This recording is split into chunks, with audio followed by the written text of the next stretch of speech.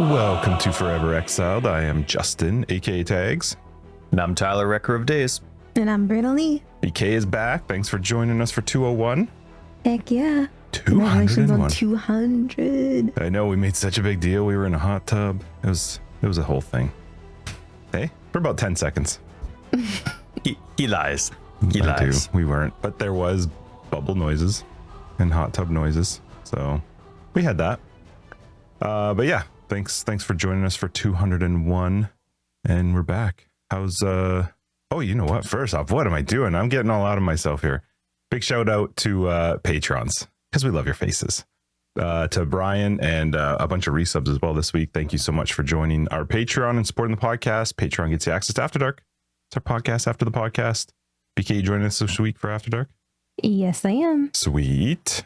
Yeah, big shout out. We love you, patrons. Thank you for supporting the podcast. And for all those people that hit the 5-star on Spotify and Apple Podcast.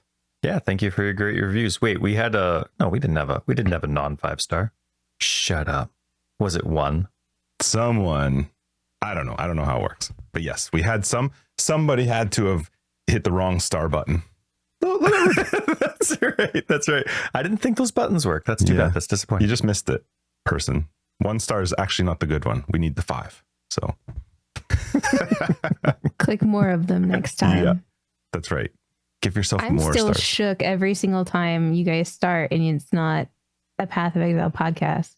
Yeah, Like, I'm still not used to that change. I know, but I'm here only every 10 or so. So it's like yesterday for me. I'm shook. Because now there's less ammo. If we don't say it's a Path of Exile podcast, even though it fully is, then we actually don't care either way, but it's less Reddit voice, Path of Exile podcast talking about grass and real life. So I don't know. It was just random. People. We just took it out, and now it's smooth. Okay. It goes smoother. It goes faster. We get out of the real life stuff faster if I don't say that whole beginning part. Hey, Right. 10 seconds faster. Yep. Amazing. How's life, BK? What's new with you? Life has been busy. Yeah. I've been working a lot. So I'm working at the library, which has been really nice and really fun. And been working like part-time helping my dad out as like a subcontractor for his IT business as well. Sweet. So it's been a lot of work, but I am planning to move in March. So it's funds that are rather sorely needed after pretty much all of my savings got decimated by my dog breaking his back earlier this year. Right. So it's just been like one thing after another. And so been putting the time in, getting a lot of hours in and making some paychecks happen so that I can get the fuck out of Florida. Is that move then for sure? Yep. Nice. That's I'm awesome. going. Good for you. That's very cool. Pretty much. Yeah, that's awesome though. So March? Yep, March. I'm going to scout it out at the end of September, early October. The town that I'm moving to. So I'm really excited about that. As long as the vibes are immaculate. And because I've done my research on the town, looked at, like its population, its location to other major cities, like public transportation, just like school, just like everything. And I feel like I've chosen a pretty awesome spot, but you still don't know until you get feet on the ground. Sure. So I'm definitely trying to get there and basically spending a week there to just feel it out. Make sure that this is 100% the call, because I'm like 95 right now.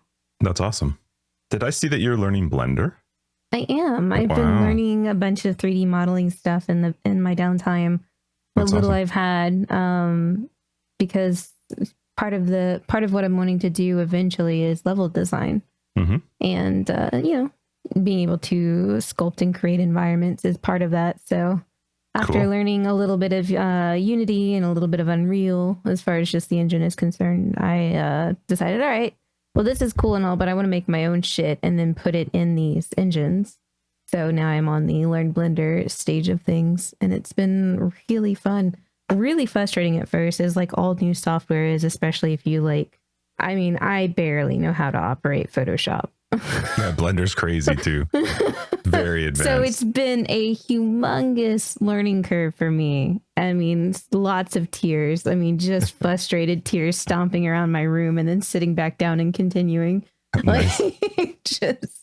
But it's starting to come together now, and I'm actually making some pretty cool stuff. It's been fun. That's awesome. Very cool. How's the garden? Garden's doing good. My tomato plants are basically fried, though. Unfortunately, the heat has been bad this year, as it has been everywhere this summer.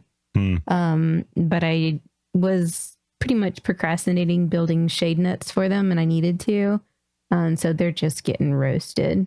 But got tons of tomatoes already, so if they end up succumbing to the heat, that's fine. We did tomatoes, 4 different types of peppers. Grew a new heirloom tomato this year, and it's the only one that's still doing okay, because I specifically got it because it's an heirloom variety that does well in heat, called a Cherokee plum tomato. It's delicious too. What's the difference between an heirloom tomato and a tomato? So it's just, it's like a distinction for the seed type. So like when you go to the grocery store and you get like your tomatoes there, they're usually like specific breeds that are been made for commercial purposes. So essentially, like they grow really well, they can stand shipping, they have a longer shelf life, whatever it is that they have been selected for. That is the reason why they have been produced and then grown that way. An heirloom is just basically a non-conventional, like regular seed that maybe was like crossbred in a certain area, has been like cultivated in an area or passed around, but isn't for like large scale commercial purposes. So it's like your hipster seeds, I guess. Does it taste different? They do. Sometimes they can be more acidic, more sweet, larger, smaller. Like these are basically, the Cherokee plums are basically like big beefsteak tomatoes. So they're like huge. But another heirloom that I run is a cross between sun golds and I forget what else. But they're like little cherry tomatoes instead. So all shapes and varieties and tastes and otherwise. And it's really cool. Have either of you guys ever grown corn? I haven't. No. I was somewhere with my brother this week, and I don't know why he likes gardens. He's weird, and he decided to grow corn along one of his edges of his backyard. I don't see why that would be a bad idea. It seems pretty cool. He was really upset though, because I didn't know either, but he I guess it grew, or it was, I don't know, but I didn't realize that a stalk only grows one piece of corn. Did you know that? No. Did you know that? I didn't. I didn't know that. I wouldn't have thought. I know that they've been, like, as far as commercial corn growing in general has gone, it's been all about yields and trying to fit as many plants onto an acre as possible. Why they have so many if you only get one. Exactly. Yeah, he was upset because he had ideas in his head of like feeding people corn, and he grew like 5 stalks. You got 5 pieces of corn. I just love. Yep, that's right. I was gonna say, like, what's the point? Like, what is he planning on feeding? That's hilarious that he didn't. I had no idea that part of the research, or just happen upon that information while reading about how to plant and harvest. Yeah, corn. He was really upset when I was talking to him about it. He's like, "Did you know?" I'm like, "No." I'm like, "Well, I mean, you still got a couple." He's like, "Yeah, but like I thought we'd have lots of corn." Like, nope, you don't. That's awesome. But thankfully, there's lots of stores around here that have plenty of it. So just go pick it up. Yep. BK, how hot's it been? It has been pretty gross. It's way over. Well, I mean, I don't know in like smart people units, but in freedom units, it's been like over 95 for months now. 95. The only time it's under 95 is when it's actively raining. I was walking 35. My dog before I went out. Super humid there too, right? Yeah. Our heat indexes have been in like 110 plus. With like heat warnings to stay inside and everything like that. And like I was walking the dogs before bed last night. I'm like, God, it's just disgusting. And it's midnight. I looked at my phone and it was 91 degrees at midnight. I was like, fuck this. Do you have AC? I'm so glad I'm leaving. Yeah, that's gross. You have AC? Yes, okay. I have to. Yeah. It's pretty standard here. That's 33 degrees. Yeah, with midnight. A crazy high humidity. Like 33's that's definitely very hot even for here. but our humidity is nothing. And it certainly would never last into the evening. Like you'd go till by like 8 or 9 o'clock, you'd at least drop down to like high 20s when it's super hot here. No, it's immensely disgusting. I also don't know that often because you got to go outside. So Yeah. if I stay working from home, it's just hot for All other the people. all the hot stuff just exists out there. Yeah, people, when my wife's cousin has been down from Chile for 3 weeks, she just left. And every time they'd come into the house, they'd be mad because they'd be like, it's so cold in here. I'm like, just put a sweater on because you can warm up. I can't cool off. But yeah, it was, there's a very stark difference between my front of the house and my just outside the door. Yeah. Well, that's good. How's your week, Ty? I had a good week. There were lots of appointments, but it was a good week. Yeah, it's busy but normal. I barely remember it, so it must have been busy. And we're going to a Soyuz tomorrow, so today after this, it's just last minute details and packing, and then getting the house extra cleaned. In the summertime, you get it a little extra squeaky clean so that, you know, stuff like garbage or compost or something sticky on the counter, make sure it's not there so that you don't have a buttload of fruit flies when you get back. How long are you going for? 4 nights. Nice. Do you camp when you're there, or what do you do? No, we stay with my in-laws. What was that, BK? So it sounds like a good little vacay. It's a nice area. Yeah, I mean, I'm already vacationed out. Nothing against the people we're going to go see, of course, my in-laws. I love spending time with them, but I'm already vacationed out. We've already had quite a busy summer, so now I want to chill out. And how are fires up there? Are they fine? Is everything under control? Yeah, the fires are fine now. They got actually quite close, but now they did a very good job controlling it, and they pushed it into the middle of nowhere, and that's good. Those specific two are no longer threats. Yeah, I saw pictures. I mean, all it takes is a nice wind, but for the most part, it's not going to go over the territory that it was already on. So yeah, they're pretty safe. That's good. Is the guess. Yeah, good, fun. Yeah. So, and then it's only 3 more weeks till school. Just hip hip. 3. Oh yeah, I guess I would say yeah. No, 3 more weeks, and then the kids are already back in school. So after we get back from a Soyuz, I have 2 weeks to do nothing. And that's not what normally the first 2 weeks before sending your kids back to school are like. So, do you guys do your school supplies yourself, or do you do it through the school? No, we buy them through the school. Fun. Yeah. How was your week? It was fine. It was good. It was good. Yeah, work was super busy. I took my mom out for lunch. No, dinner. Christina and I took her out for dinner for her birthday. Her and her twin. And then I did a lot. I did a lot of work. We had more training seminars this week, so I was doing training this week. And then, how'd your camera work? First off, I like doing in-person training. I prefer to be in person. This particular sessions were online, so it was Zoom. And I'm in the middle of the training session, and I kind of just happened to glance over, and I kind of go, am I frozen? Because my face was just like stuck staring. And they were, everybody was like, yeah, like, whatever. I'm still here. It's fine.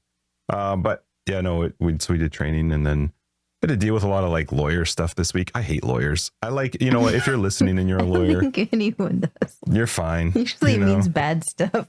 I don't know. Just corporate and business lawyers make me, I don't know.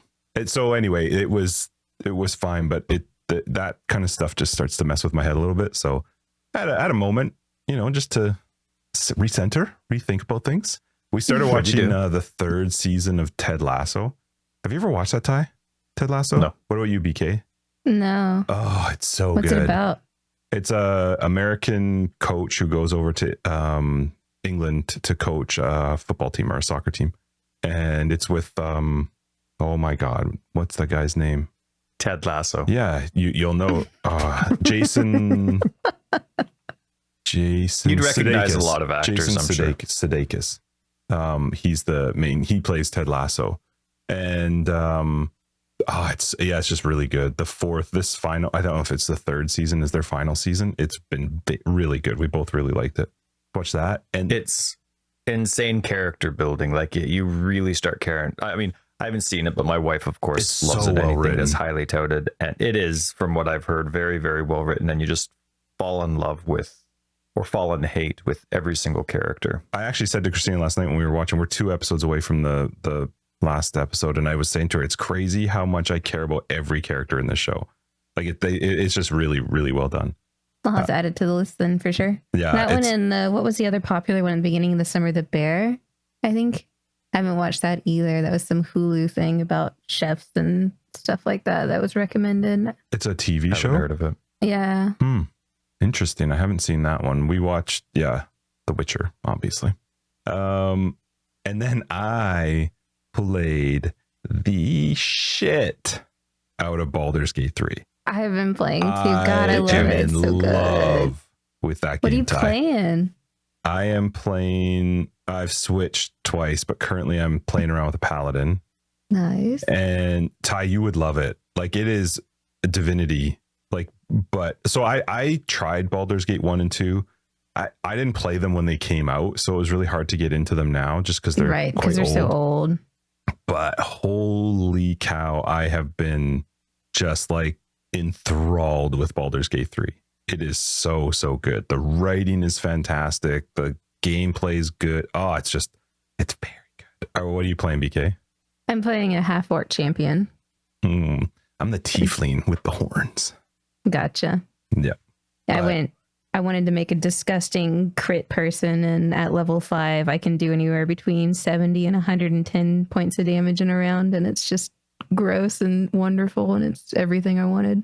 One of my struggles with Baldur's Gate is I'm not a Dungeons and Dragons person. Like we've tried, but we're all idiots. Our group of friends, like we've tried doing Dungeons and Dragons. It's never gone well. Maybe the Wendy's version that you did, Ty. That was amazing. Yeah, that was probably the best that we ever had, which is sad. Watch out for those enemies with frozen beef. That's right. Yeah. Wendy's edition D&D. Fresh meat. Yeah, so this is a story I need to hear. It was a legit version. I forget how it was a PDF that I found. I don't know how I got it, but it was a PDF. But it was huge. It was mad. But whoever it was at Wendy's that made this Dungeons and Dragons game where it was like, fresh meat versus like somebody who does frozen meat. But at the end of the day, like the world was crazy. It was so detailed. It was done really, really well. It was a super nerd that just fell in love with her. Like, I've always wanted to do this, but I work for Wendy's in the marketing department. So this is my moment, and I'm going to make the fucking It was so good. But it was so good. The only crappy thing was I was Dungeon Master and I'd never done it before. It wouldn't have mattered who was Dungeon Master in our group of friends. We have tried it multiple times. It's gone poorly. My brother bought all the stuff. Was a thing. Yeah. If you're Googling it, it was a thing. Yeah, I am Googling it. How could I not? How could I not?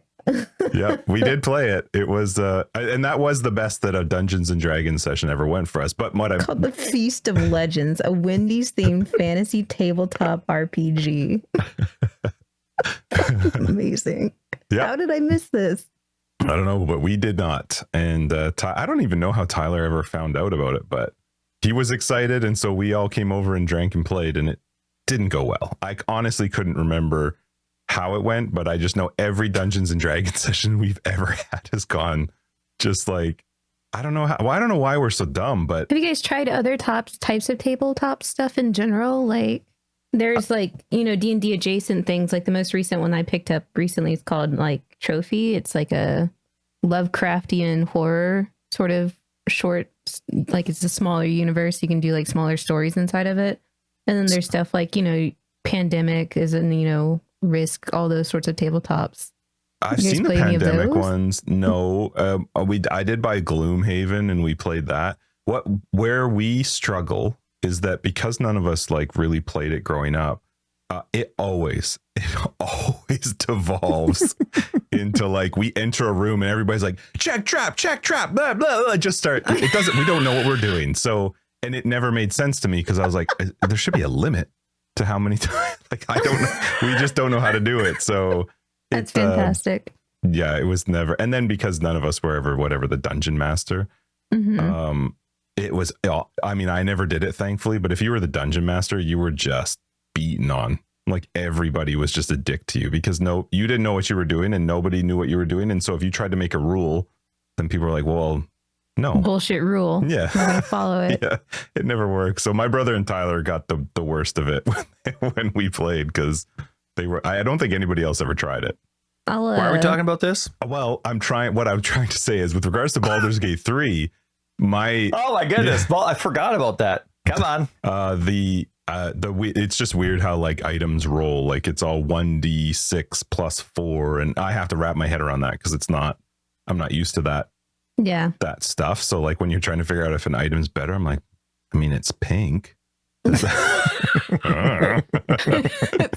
looks cool. Yeah, paying attention to your dice rolls are important.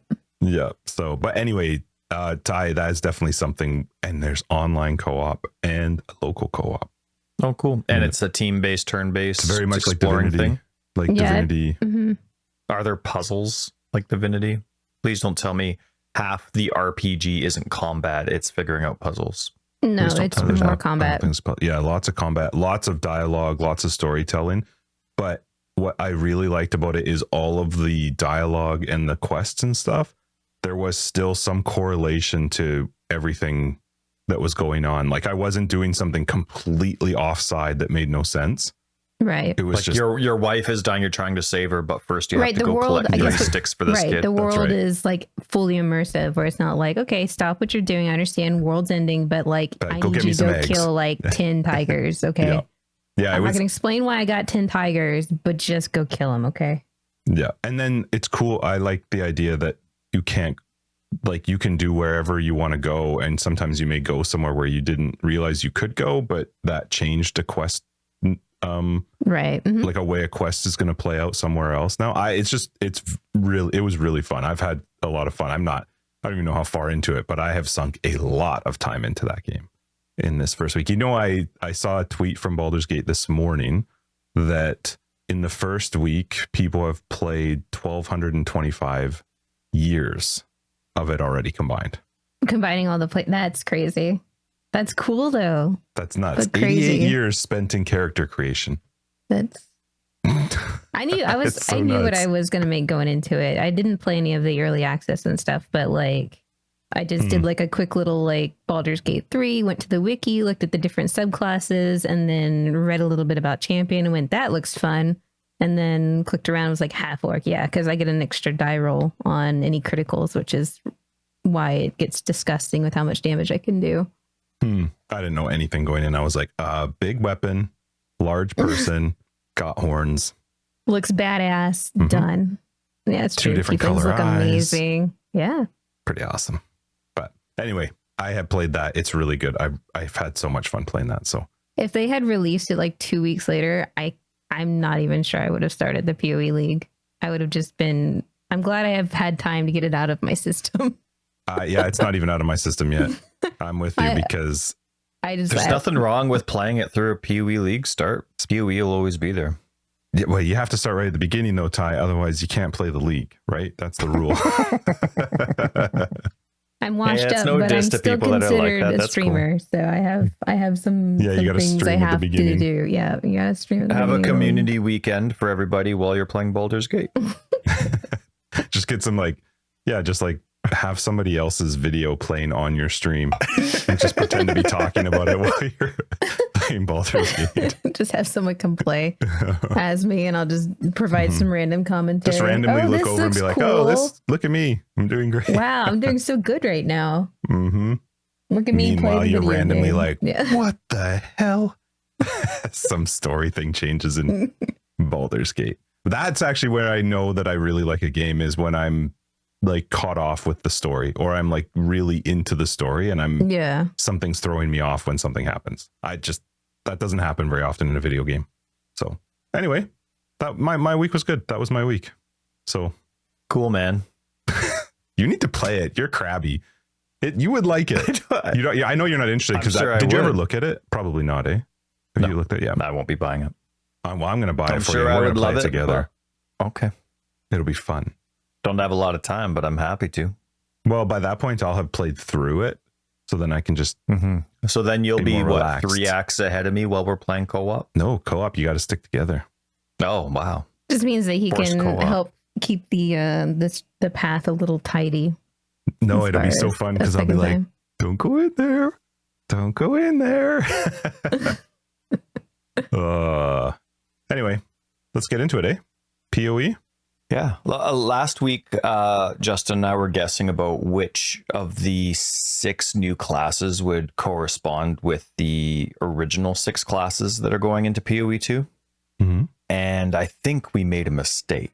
I think we got almost all of them right, but I think we made a mistake. Well, they all seem to suit, and our guesses seem to suit what we did last week. BK, I don't know if you remember any of the classes for PoE 2. But we combined the witch with the sorceress, the ranger and the huntress, Right. the marauder and the warrior. Those all seem like legit Right. fits. Those are, yep. Yeah, and then we had the shadow and the druid, the duelist and the mercenary, and then the templar and the monk, because, both religious and stuff. That tracks to me. But we got some messages throughout the week that said that the druid is with the templar and the monk is with the shadow. It does make sense after you told me that. It does make sense now. And I originally read that on, there was an article. I've been reading all the Path of Exile 2 articles that show up on my Google feed, and PC Games N, I think it was, wrote an article that had the monk with the shadow and the templar with the druid. And I'm like, what?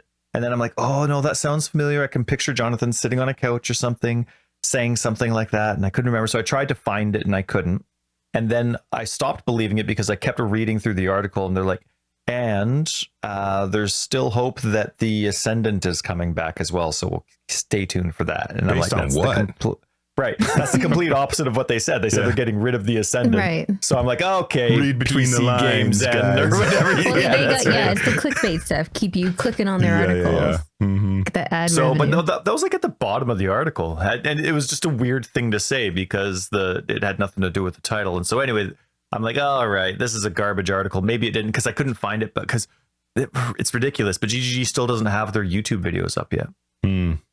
Like to segregate and separate all the different interviews Sessions, and anything like that, coming up with their own chapters for it. And so I had to go through this, 8-hour Twitch thing. Did you find it? I thought it was on the first day, and I was pretty sure it was Jonathan, and I was pretty sure he was sitting on a couch. So I went through the Crip interview with Twitch, hitting forward 10 seconds Wow, at a good time, for you. trying to find out, couldn't find it. So I'm like, okay, Oh, PC no. Games, and you're a load of garbage. That's right. But then all of a sudden we started getting some comments from other people saying, I think you guys got all your guesses right, except for I think you messed up the monk and the druid. And in retrospect, that does make sense, despite the fact that I like the monk and druid together because they're both religious buddies. I thought Monk and Templar. Yeah. Sorry, yes. But it makes sense to me now in retrospect Totally because does, yeah. Druid, if bear. you're like a shape-shifting bear, you're going to be like a little bit magic to do that, right? A little bit of Right. it, and you're going to be pretty friggin' strong. And it does Right. make sense on And then- Monk to be the other side because he's like, pow, pow, pow. Like, he needs Yeah, the dex. dexterous. Yeah. Good Yeah, dexterity like the class. bloody waterfowl dance with his staff over there. So anyway, Well- so anyway, we've been corrected, but we were almost right. We can't always be right, You're mostly right, and that's what counts. That's right. I think we did a So pretty anyway, good job. Majority correct. So looking forward to it if we are right, and it's fun. I just can't wait for the ascendancy classes to slowly be I want just the names of all 36 to be revealed, and then we can just mix and match. Like, ooh, what's this one gonna There's do? no Oh, way what's they do this that. one gonna Wouldn't do? that be Yes, funny it if they is. did that? They're like, here's a Oh, that'd giant be list great. of all the ascendancies. Figure it out. No other information. Yeah, that's People right. still Well, lose I their mean- fucking minds, though. Oh, So yeah. it would be that exciting to know. They Hey, could man, make you a can't game out see- of it, like a match game, like where you draw lines Yeah. between them. Oh, be awesome. You can put them on Free the board mystery and get box yarn for and whoever gets it connect them. right. Yeah. So anyway, then there wasn't much that happened in PoE this week. Well, I mean, actually there was, but it was only 2 things. Subtractum was given the opportunity to interview Chris Wilson. That kind of happened Did we talk about that last week? I feel like we barely. did. It was in between our main episode and After Dark, where that Oh, is that when it happened? YouTube video Okay. was released, and so we didn't get to finish watching it for After Dark, but we were able to listen to a tiny bit. And it was actually a really good interview for anybody that hasn't. It's about an hour long, but you don't need to see any of the screen for it. Though the first half, you actually do get to see Oh, I do people's remember us facial talking about that. expressions Sorry, and yeah. stuff. And so it is I did really watch good. I it. suggest watching it if you can. But there were, I don't know, it was all very interesting to me, and I really enjoy hearing them geek out and make fun of each other and all that kind of stuff. But there were 3 really cool points that I definitely wanted to bring up that they mentioned that weren't a part of ExileCon, and I kind of wish it was. So hopefully everybody sees the Subtractum interview. BK, did you see it? I haven't yet, but go ahead and spoil it. It's fine. I've got some you're very kind. Homework this weekend is catching up on the last of the stuff that I'm missing. I think I'm missing like 2 panels and then that and a couple other things. Oh, it's lots. Yeah. It's lots. And okay, so lots of great questions and answers in the interview. And yes, definitely very good job by all of you as well. Thank you for doing it. I thought you all did really well. So biggest thing is there's no life in the Path of Exile 2 passive tree. Yeah, I heard Neon say that.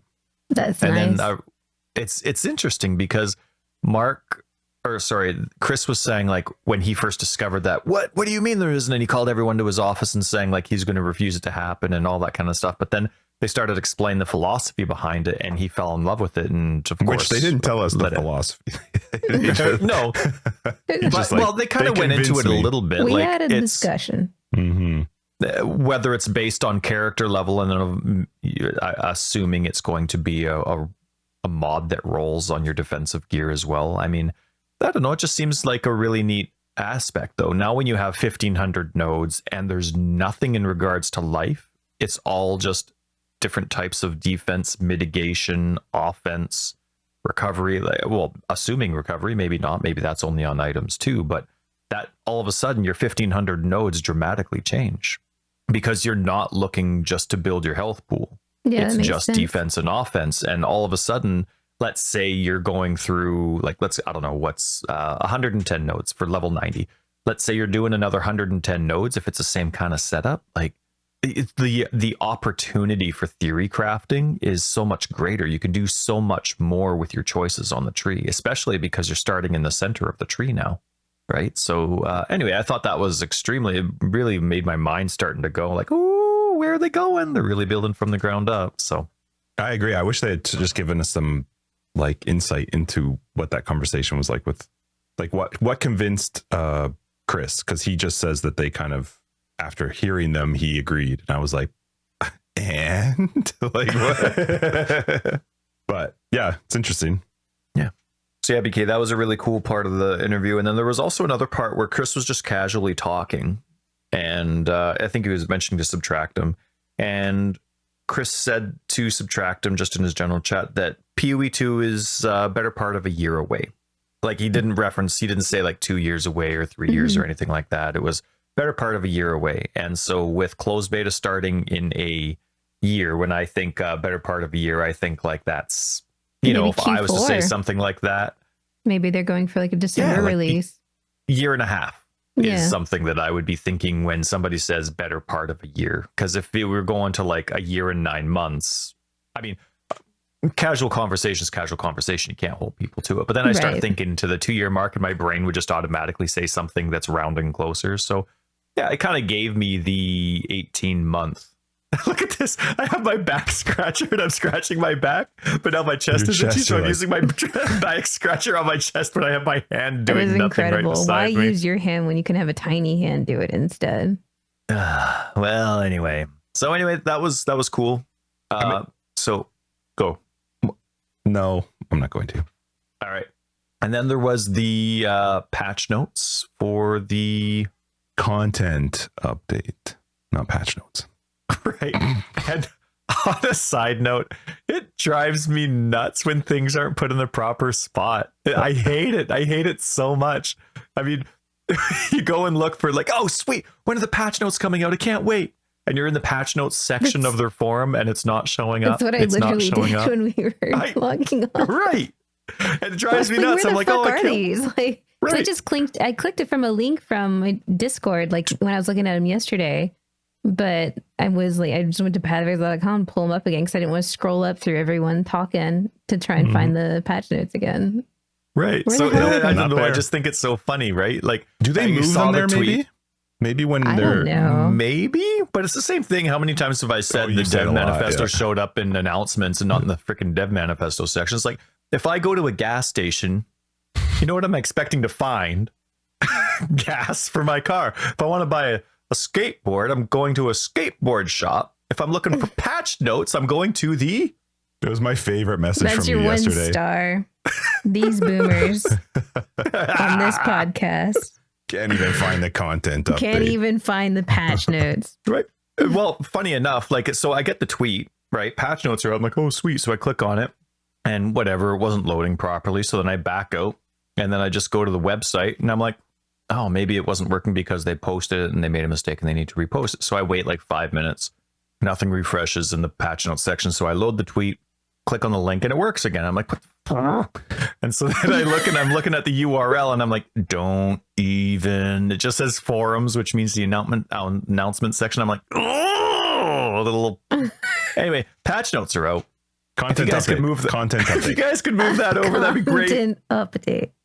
Right. I need Yeah. to use the right terms here. And I just like to go through the major sections if there's anything that interested you guys or not. If you haven't gone through it, no problem. I have some notes on some sections, some with none, but My opinions and thoughts are going to be probably quite a bit shorter than yours. I, to be honest, didn't get the chance to actually look at it until last night, just because of this week. But yeah, I have some thoughts. But okay. you just lead the way, Ty. I'm here to follow. Well, I was seeing that there were a lot of people that were, before we get into the details, they were disappointed with it, or I guess they had high expectations, and I don't know why. Oh, that's not on. What were come people? on. What were people hoping for when, like, because we already had so much that was told to us ahead of time from ExileCon. Do you want me to tell you just real quick what my feeling was then towards that? Because I did. I do. Okay. Because I see lots of disappointment, but I don't understand where it's coming from, what the expectation was. I haven't read anything if people are upset about it. I'm not upset about it. I think the new league looks cool. Like the mechanic looks cool. I just felt like these patch notes were just a bit meh. It wasn't like it used to be where you'd read the patch notes to find some new idea or get excited. Are you talking how they were made, like presented and displayed, or just what is actually changing? Just what's in them. Just what's in them. Okay. I didn't. And then maybe it's just me. I got just turned off pretty heavily when I read I started to see all the ruthless changes. I kind of was like, make a different post or so. I don't know. It's just that it felt like that was way too big of a focus for me. As I was reading through it, I was like, boy, they put a lot of work into ruthless and changes. And I don't care about ruthless. Again, that's just my personal opinion. It's not my mode of play. But I thought the new league looked great, but the rest of the patch notes for me were just, I really like the new Atlas Keystone stuff. Like that looks fun. And I do like that, the end game stuff. But then I know you're going to get into your stuff, but that was my overall feeling. As I scrolled through it, I was like, okay, yeah, like this is fine. Some of this stuff doesn't apply to me. Some of the stuff I don't care about. The new league looks cool. And then you hit ruthless and it's like, when do I stop scrolling? Like, and you just don't until the very end. So I don't know. That was my turn off a little bit. I'm not a huge fan of having ascendancies be completely different between ruthless and the main. It might be more testing for PoE too, since the ascendancies are going to be different as well, just to see how people take to that sort of thing. Yep. But the main thing to remember is like the grain of salt to go along with the ruthless patch notes is that some of these changes are 2 to 3 league old now. And they've just been waiting to basically mass publish all of this stuff. Like some of it wasn't ready. Half of it was done. I remember them specifically talking about it. What was it going into last league or maybe the league before? I haven't been able to play a lot of PoE lately. So maybe I'm getting my leagues mixed up. But I think that was one of the... We all do. The unfortunate things is that I think it's been like a pile up and then they're just getting rid of it all at once. So it looks like a lot. And I can understand if you're kind of like whelmed by the current patch notes to then see all of that, like how it would feel. But and I don't actually play ruthless, but I think where my head was at was I didn't like the idea that, okay, I'm PoE, I'm playing the main league, we're doing our thing. And maybe we wanted to do a private league and go play ruthless. Some of these changes, I literally have to reread an ascendancy because it's not the same ascendancy. And I don't know if I like that. I'm not sure if I like the fact that an ascendancy in one version of the game is very different than an ascendancy, the same ascendancy in this other version. I don't know. For some reason that bothered me. I don't really have a reason for it. It's just that makes sense. Because it's more shit you got to learn just to have fun playing the video game, which is what you kind of want to do if you go into Ruthless as like a casual afternoon, week-long stroll in a private league. You know, you just want to play around, have fun, casually, you know, or have fun. Ruthless is awful. How much do you want to bet Ascendancies and Path of Exile 2? You're only getting 3 major keystones. I mean, they did only talk about the 3 unlocked, but you don't think they'll have one end game related one? No, I think you're choosing yours. I think they're going to lower it like they do for Ruthless. You only get 3.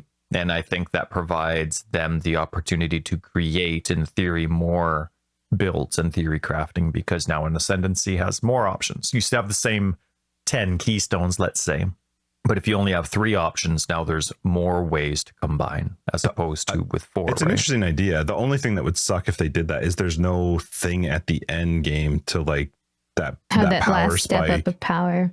Yeah. So I don't know. It'd be interesting to see. Anyway, sorry, I didn't mean to take over their time, but that was my feeling. No, you do your thing. I like having 4 because it just, I don't know. I like that power of specialty. You know what I mean? When you're in your own Ascendancy, there's a reason you chose it. You get excited for certain nodes. And I don't know. I guess it depends how the knowledge and damage is spread out, right? Like, for example, with the new Chieftain, there's 2 keystones that interest me. Fortunately for me, they're on the same path. All the other ones don't interest me at all, just for the different types of builds that I like to play. So it wouldn't matter to me if there's 3 or 4. The current Occultist is the same way. I like 3 of those keystones. That's it. You know what I mean? So, you know, I guess it depends on the type of Ascendancy as well, because then there's some where it's like, I can't choose. And that's one of the funnest, so much fun, but most horrible parts of theory crafting, where you're always daydreaming of that other keystone, but for common sense purposes, you chose this one, but you really want to do the other one. And I like that. So I definitely prefer that side of it versus the only liking 2 out of them. The only thing I would say is if they only gave you 3, it would suck because there's going to be 6 acts, and they said those will come out in 2, 3, and 4, or 3, 4, and 5, or whatever it is. It would really suck to have your full Ascendancy done before you finish the acts, and then there's nothing to like. I don't know. No extra thing to look forward to outside of loot. Yeah, I don't like Uber Lab at all. Maybe the process, but I love like the spike.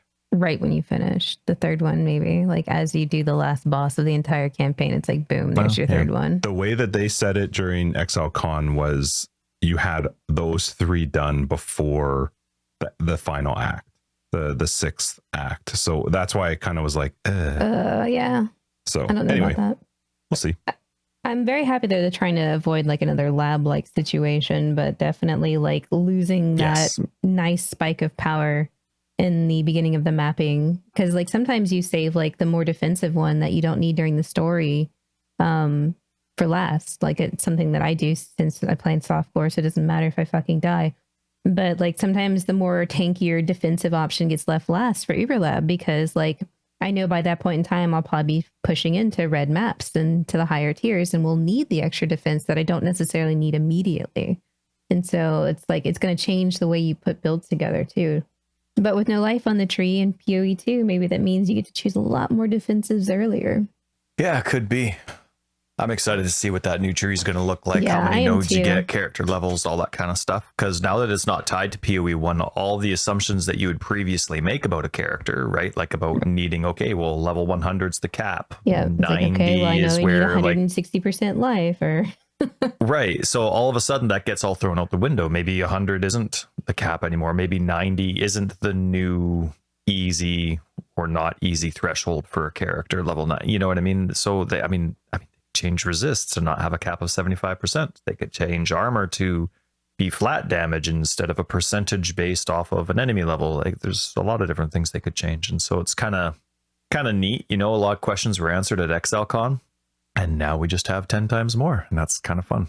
It really excites me too, because a lot of my favorite classes that I've ever played have been classes that have to really stretch on the tree to kind of like get everything that they need, and like every point is precious, and it leaves like you have to make real sacrifices to play a certain character. Like the most prevalent one being bows, of course. So like when you're a bow character, you have to invest in a lot of different subsystems to then create the damage that you're doing, whether it's extra projectiles, elemental damage, crit scaling, attack speed scaling, whatever it is that you do.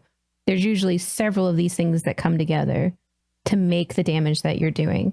And so, being basically free of the you need X amount of life and on your tree, it's like, wow, bows are going to be really fucking fun because you're actually going to have the points to then spread into all the different systems and actually have stuff left over for defenses and otherwise. So like, I'm on board with the decision 100%. I like it. Totally. And the Ancestor Challenge League, I think Justin and I, we kind of talked about it last week because they revealed most of it at ExileCon. It seems pretty neat. Hopefully it's done. I'm actually quite excited for it. We'll see how co-op works. But BK, we didn't get to talk to you about the Challenge League. Did you get to see what it's like? Yeah, I'm excited. Auto chest, and you get to basically sit and fight with all of your units on the board. That's kind of dope. Normally you're just looking top down at stuff, but to be in it too, like even if it's shitty, it's still fucking awesome. I'm excited. Yeah, it'd be pretty cool. So hopefully it's done well. Hopefully the fighting's good. And as Justin and I were talking about last week, hopefully the XP is worthwhile to stop and do it while you're mapping, while you're leveling. Yeah. All right. Well, next section on the patch notes, new content and features. Sanctum's going core.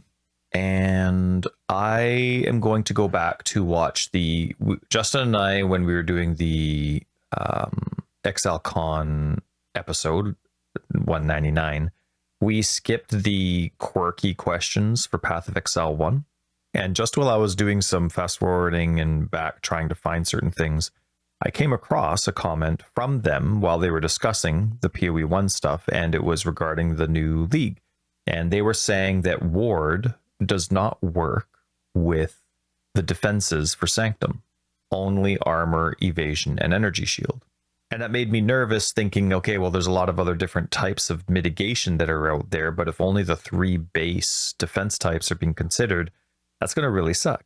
Like endurance charges, just they're not specifically an armor type or a defense type, they're just damage mitigation, right? You look at Arctic armor, right? Physical damage mitigation when you're stationary. If those things don't count towards mitigating your, what's the resolve?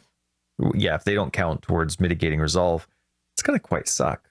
Because in this game right now, having just one of those damage types isn't enough. That's half or a part of how your build works defensively. It's not the only way your build works. And so, I don't know. I hope that's, for some reason, just a Ward thing. I hope it doesn't apply to all the other different types of mitigation, but because Ward is being excluded, it did kind of, I don't know any better. It's an assumption, but it did dishearten me with the natural assumption that I had that only the 3 defenses are going to matter. I wonder if it's because of the Ward loop builds where people have like those, like, not immortal characters, but really, really tanky characters because they refresh the Ward so quickly. And it's like a way to be like another layer of protection against the resolve. And because it can be, fabricated with Ward loop stuff so easily that it would just basically trivialize it. I guess Ward does mean you don't take any damage, right? Until the Ward is used up. Until it's gone, yeah. And maybe I can see that being specifically excluded on purpose because it's technically a no-hit style of a mechanic. So maybe the other ones will matter. Interesting. No, that's a good point. Because it would stink to lose out on like Fizz taken as a certain elemental, class if you're more of an evasion character and don't have any armor. It would stink to lose out on some of that kind of stuff. Yeah. I'm excited it's going core though. I like it as like an alternative in game. I like that they got rid of the sacred relics because then I'm not going to feel like I need to do it. Right. I like it much better than Sanctum. Heist. It's a little bit more engaging than Heist. Heist is like run around, click boxes. Yay, I did the thing. Love it. That's awesome. Better than like don't get hit by a stupid beam. God, or stand in a corner. Or I love Sanctum. I really did like it, but I just there's some parts of it I couldn't stand. Well, it's good. It's good that people have the choice of what they want to spend time in the end game for, and Sanctum is a pretty fun mode. Sanctum, the only thing that sucked for me is I felt like I had to do it because of the sacred relics. Yeah. And removing that is awesome. They were the power creep of that league, Mm-hmm. Had to get it. Had to get a nice one. And Never you got had a nice to do one, it too. You couldn't buy it. So. Yeah, worst part. Let me trade. Worst part. Let someone else do it. I'll just buy somebody else do it for me. Yep. Mm-hmm. That was last league for me with the tree. Oh, yeah. Mm-hmm. Not for me. Anyway, what's up? What's next? What was the next section? Oh, it was more more stuff, right? More gems. Well, what about new gems? Yeah, did any of the new gems interest you guys? There was a whole bunch that I just thought were really, really neat. There are several that are interesting as far as like gameplay solutions and otherwise, but it's so hard just reading a description to know how they like fit in. Because there's some of them like, yeah, you know, like I could use that. That sounds pretty cool. So I'm looking forward to like the experimental word is hard.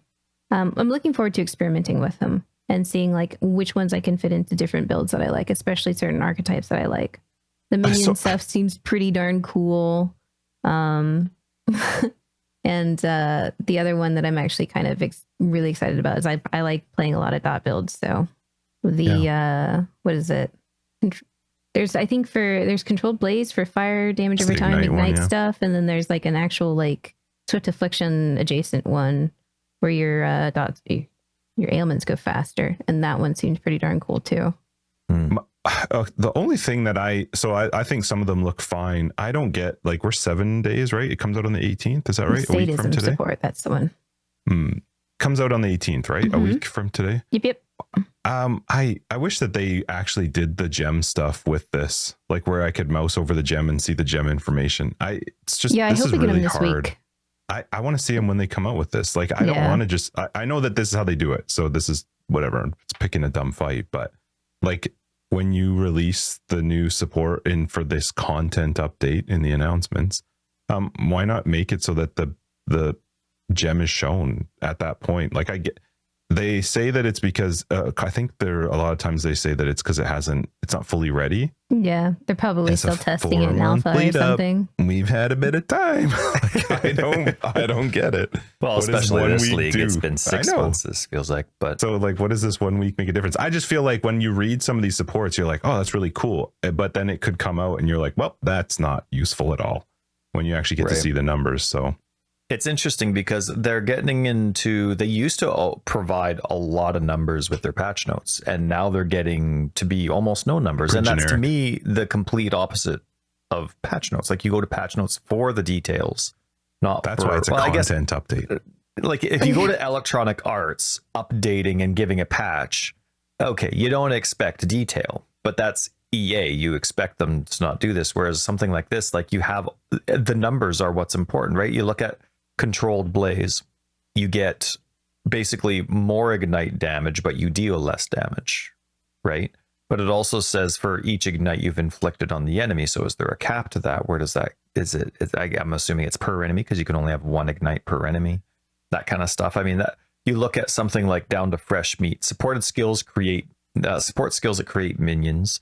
Minions created by supported skills gain Wakened Fury and Adrenaline for 10% of their duration up to a maximum of 10 seconds. Well, nobody knows what Wakened Fury does. It'll be exciting to find out because Adrenaline is already fucking bonkers. I'm excited. Yes, it is. It's very cool. And it would be great to find out, but that's what patch notes are for. Right? Yeah. As soon as if the info on that one looks pretty good, I'll probably play SRS this league. It's been so long since I've played it. It's time to come home. Come home to the build that I fucking started on. Yeah. So Control Blaze really interested me. That one was pretty cool, even though I like the idea of it, but I don't do melee attacks. Corrupting Cry seemed so cool, where you turn your War Cry basically into an offensive skill that deals corrupted blood. Yep. Oh, that's played a lot of Corrupting Fever, so that one's like, well, how can I use this one? Can I use this as like part of my leveling setup? Is this going to become something else? Like, it seems like a free damage, a little bit of extra damage too for anyone scaling Fizz. Yeah. So like I could see a lot of uses for that one, and it generically seems like a good addition. I just hope the numbers aren't too weak. Yeah. I'm going to skip through a few. There were a whole bunch that really interested me. Guardian's Blessing, of course, as a minion fan, that one sounded really neat, where you has to support a minion and an aura, but it creates a permanent aura around you. Supported auras have no reservation count as a blessing skill. Yeah. They cannot apply auras on you unless you have minions from a supported skill, but these minions take a percentage of their maximum life as physical damage per second while you have an aura from the supported skill on you. So it seems really neat. Really cool. It's really bonkers because it's basically an extra 50% aura that you can cast like a blessing if you have a minion, say AG, that's got enough regeneration to counter the dot. So you get this extra basic aura that you can turn in, like if you walk up to a boss or something like that. It's going to hopefully relieve some of the reservation issues for minion builds. The problem is that you're still not going to have enough hotkeys because you have to summon the minion, then click the ability that turns the blessing on. And those are 2 more buttons you need in your hotbars that are already cramped because you have all the minions. So it's like a blessing and a curse. I guess it is the extra aura if you couldn't normally fit it in, but otherwise you would normally just have those minions. Like, let's say you're going to do it on a golem and you have all your auras, you're still going to have them somewhere anyway, right? Right. Well, it's an extra one. So like if you couldn't normally make the room for something like haste, boom, you get haste for a short duration because you click the button. Or just throw on vitality and then they're not going to. I wonder what the proceed. That's one thing where I would like to know what percentage of their max life is taking. Because if it's that's an easy number to throw up. But if it's pretty nice, then like a stone golem would like not even sweat probably. If it's anywhere. Yeah, you would hope. But maybe it's RF, right? Maybe it's RF style and it's 90% of their life. Oof. And then there was Devour, supports any skill that hits enemies. Killing blows from supported skills consume corpses to recover life and mana.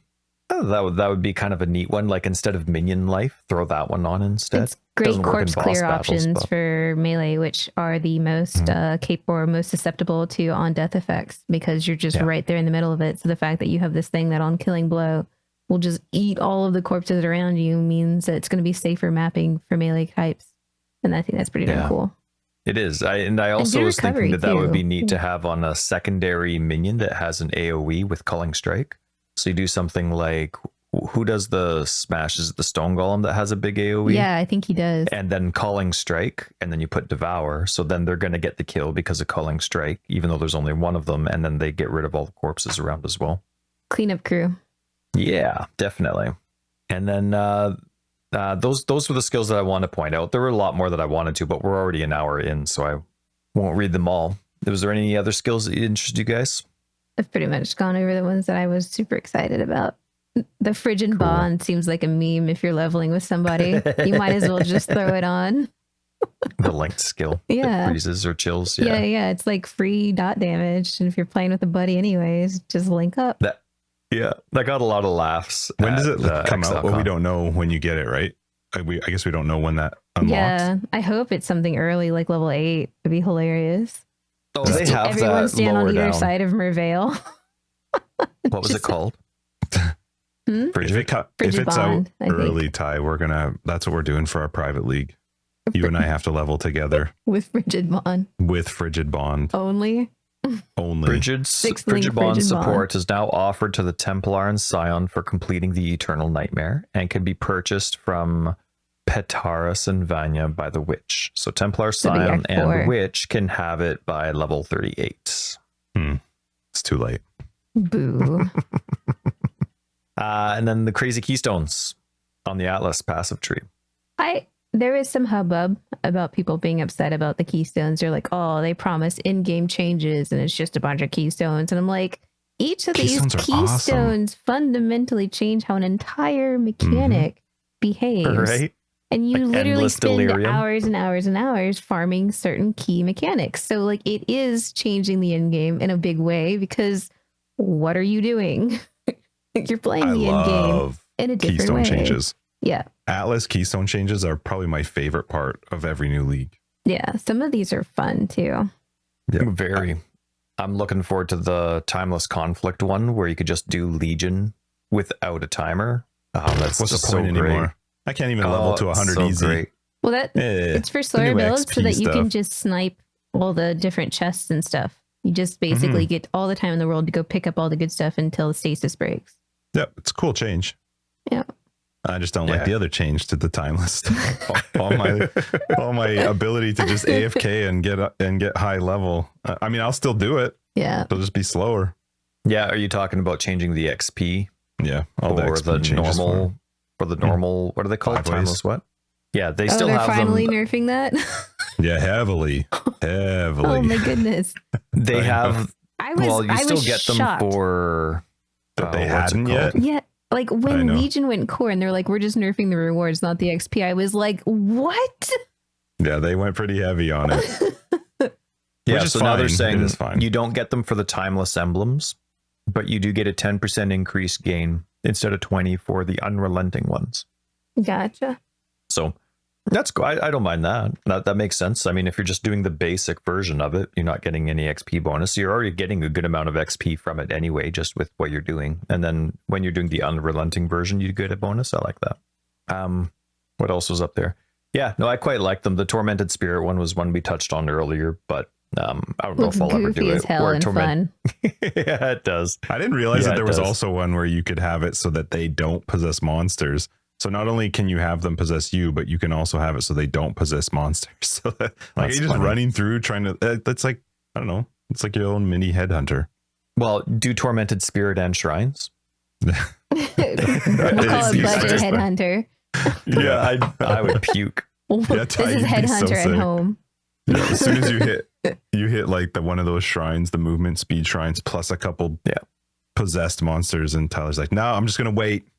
I'm not touching the controller. Yeah, that's right. I'm gonna go make a smoothie. And then what else for new stuff? There was also holding Alt on a currency item in a window now shows you the total amount of currency in that window, not just the square. Scammers cool. in For trades. shambles. Yeah, that's awesome. Yep. So the one guy that buys something for 100 something chaos from you and then slips like a couple stacks of 1 chaos in there. Mm-hmm. Yeah, I like that. Get fucked. You can't do that anymore. Douchebags. I still wish you didn't have to hold Alt. I still wish there was like something maybe just on the right hand side that showed it. Oh, just like a total that showed up at the top. Like, hey, there's 15 how many chaos, total 1 chaos exalt, and divines. Yeah. and a chromatic. But at least it's something. Yeah, for sure. I like your idea way better than theirs, but yes. It's coming. PoE 2. It'll fix Forbidden everything. Sanctum changes we talked about. Atlas changes. Race course did not get taken out. It lasted more than a league. So thank you, GGG, for that. And can they put it into like a tier back. 3 though, or Shut something? your face. They had it as one of thing. the lowest ones for a long time. I want it to be lower because then eventually you can make it because you can play it more and then you can make it higher later. Like I think it was 15 this league, right? 16. Tier 15. Was it 16 this league? Wow. So yeah, you're literally not playing until the end. Where you could have played it a lot at like tier 3 and then tier 9 and then tier 12. Because by the time it gets to 16, unless you're Tyler, there's a good chance that you're readjusting your Atlas to play maybe a different map or something. So I don't know. I would like to see it lower down. And my second favorite map got added too. What's that? Mesa. Oh, I love that one. Because even though I never die, and I totally don't die ever, if you die, you can just go right through all the circles and you're right at the boss gate. Mm-hmm. But I like that you can also just do the loop-de-loop. It's not as thorough. There's a lot of little like really wide parts where you kind of have to go off your trail still a little is a bit circle, to which is enemy. nice. But yeah, it's a double circle, so I like it. The boss is a lot more annoying. I like the multi-boss fights, like Race Course. Just absolutely love that fight. But Oak's fine. It's just anybody that uses Immortal Call. There's a few of the, what are they called? The people that I like. They're like the mini bosses that run around, Rogue Exiles. Yeah. There's a couple of them, depending on what they get when it comes to the Tormented Spirits when they're possessed, where they have Immortal Call on almost all the time. That kind of stuff's just kind of like, I'm just trying to fight. Yeah, like, there's some mobs in the game that still have the old Immortal Call too, which is annoying. So, but they can't regen anymore. No, the enemies that. Oh, maybe it does apply. Like if you have a Mortal Call, that's interesting. So yeah, Justin was referencing there was a part of the patch notes where it says enemies that can't take damage. Oh, I'd have to read that again because I only thought about like enemies you can't. Oh no, that makes sense. About it. There's the way that I was thinking about it doesn't even make sense. There's the only enemies that can't take damage. They're not like, yeah, never mind. I don't know what I was thinking. What's that called? Regen, right? Yeah, I don't even know where you would find it anymore. I can't remember where I saw it. Oh, monsters that are unable to be damaged / targeted no longer regenerate life or energy shield or recharge energy shield. So for some reason, I was thinking that there's just an enemy there that you can't hit for now, like a boss.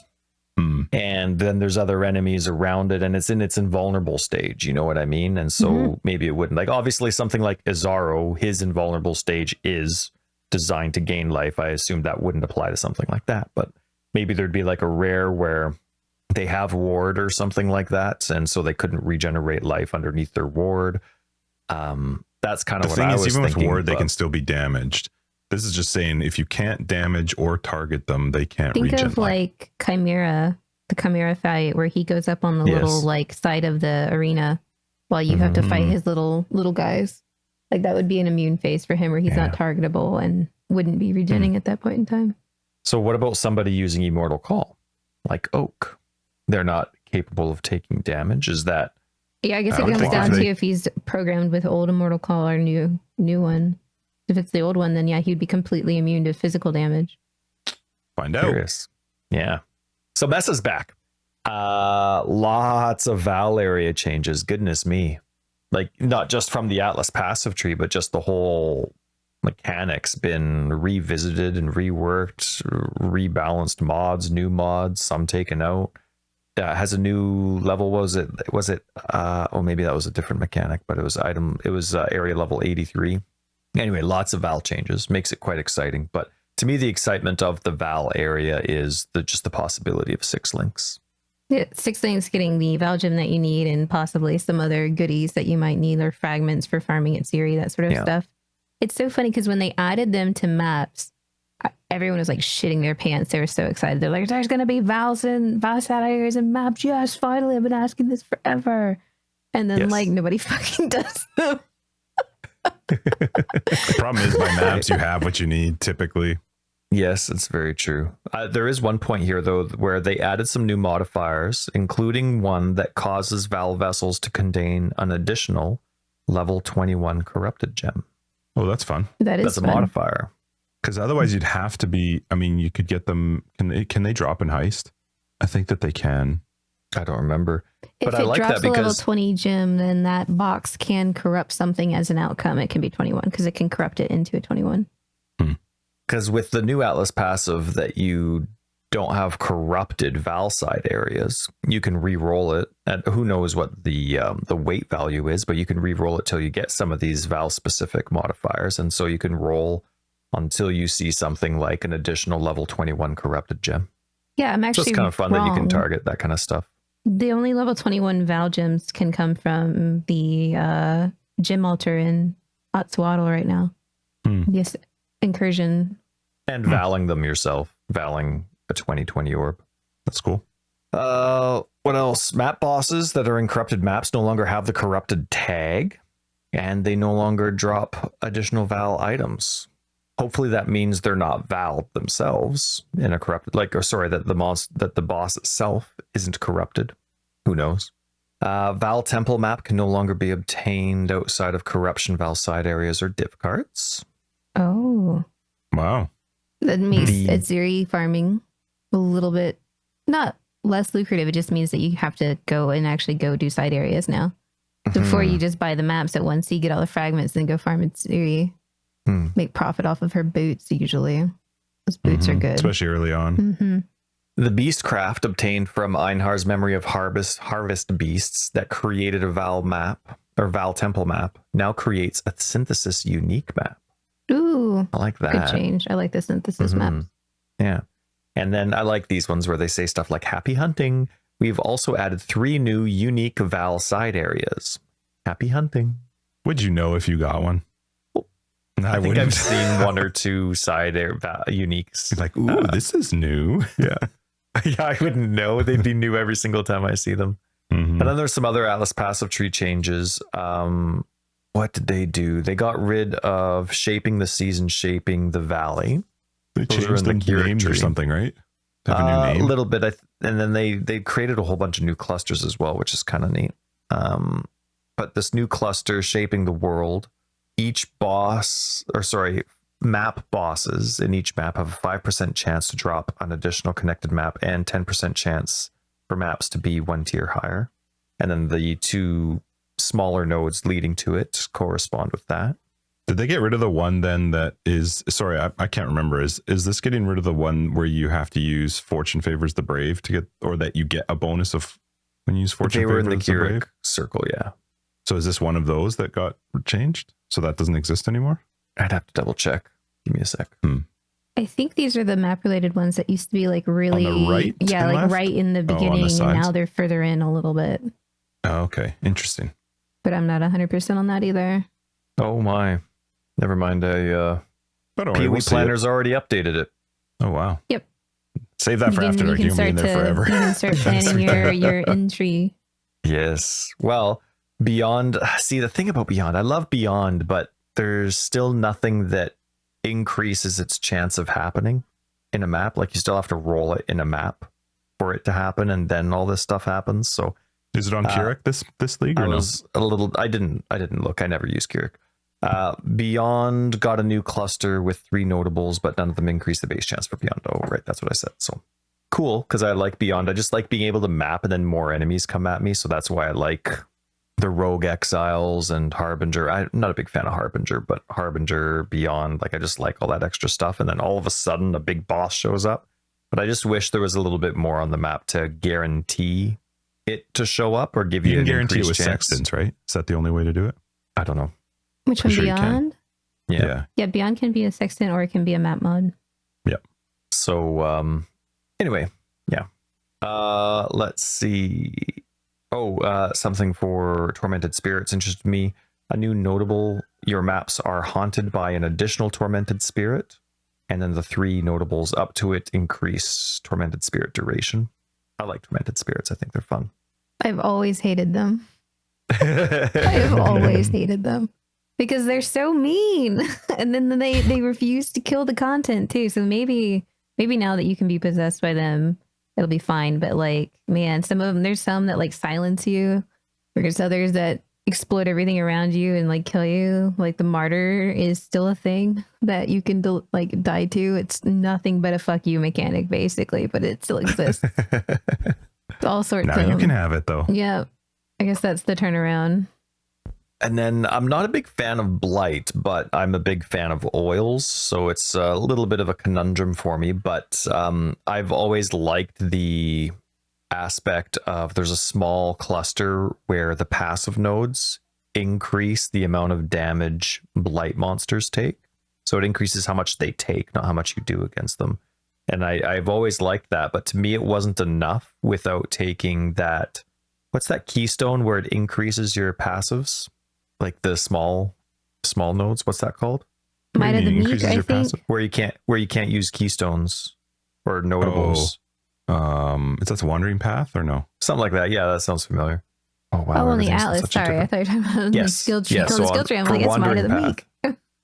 And so without Wandering Path, that was never very tempting because it still wasn't enough. But with Wandering Path, you could get those monsters to take quite a substantial amount of damage, and then it's a lot easier for a defensive player.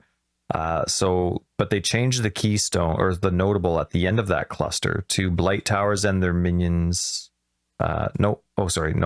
They changed it from that to Blight monsters in your maps take 12% increased damage.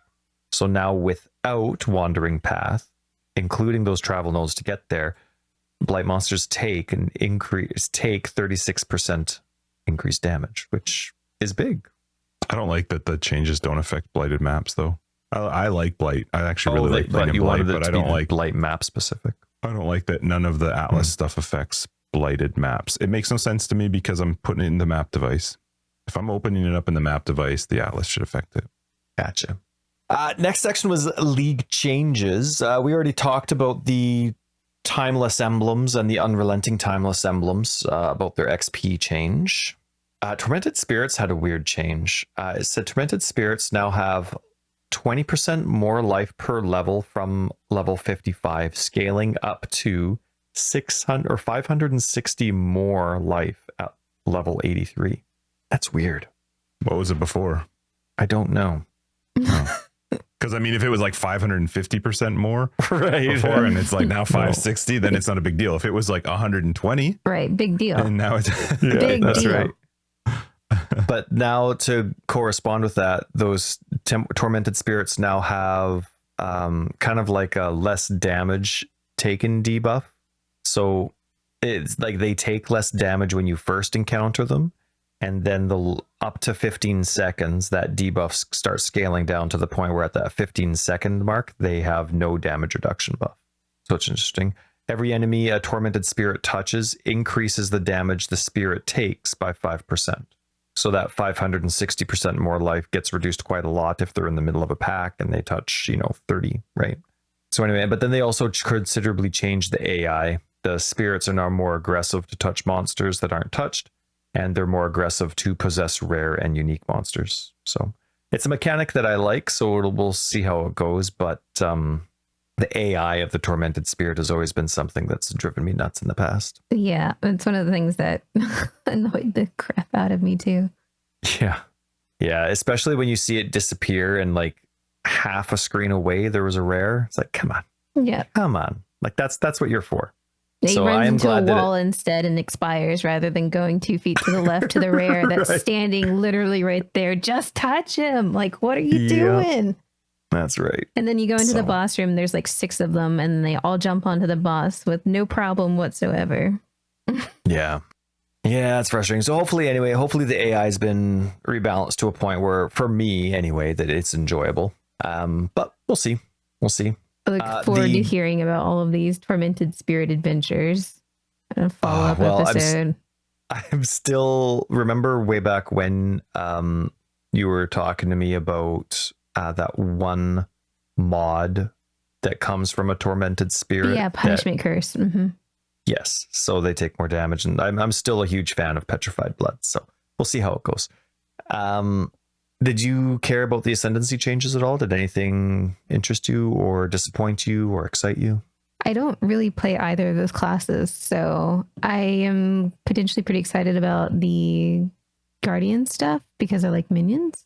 But as far as I haven't played a chieftain since 3.4, I want to say. Gotcha. I was I just might have missed asking. it. I was going to ask you, Ty, regarding chieftain. How did you feel? Well, I just posed the question about how people felt about the changes. There were actually technically 4 changes because Ascendant got changed. There was a bug fix with Occultist. Funny enough, there's a bug in the game, and the fix for it was just changing the Occultist node instead of like changing the bug. That's not a criticism. I don't know how that stuff works, but that was kind of like how it was described. Like there's this bug in the game, and so what we're going to do is change this keystone, and then hopefully that removes the interactions that would cause that bug. So I thought that was actually kind of a creative way to do it, because I didn't actually like that keystone to begin with. So the Occultist now has every 4 seconds, there's a 50% chance to freeze nearby non-frozen enemies for half a second. It says 0.6 seconds, but half a second. 5.6. So, but I like So that one a funny. lot better than the way it used to be anyway. So BK was talking about Guardian. I'll answer your question in a second. go Just for it. BK was talking about Guardian. She's excited about it or like interested in it because of, the minions and the allies. Some of it does interest me more than it used to, but I don't know. Like it's hard for me to do this math in my head. So before, I used to get a ton of armor because I would reserve 50% of my life, right? Before, you would get armor equal to 160% of your reserved life, right? To you and your enemies.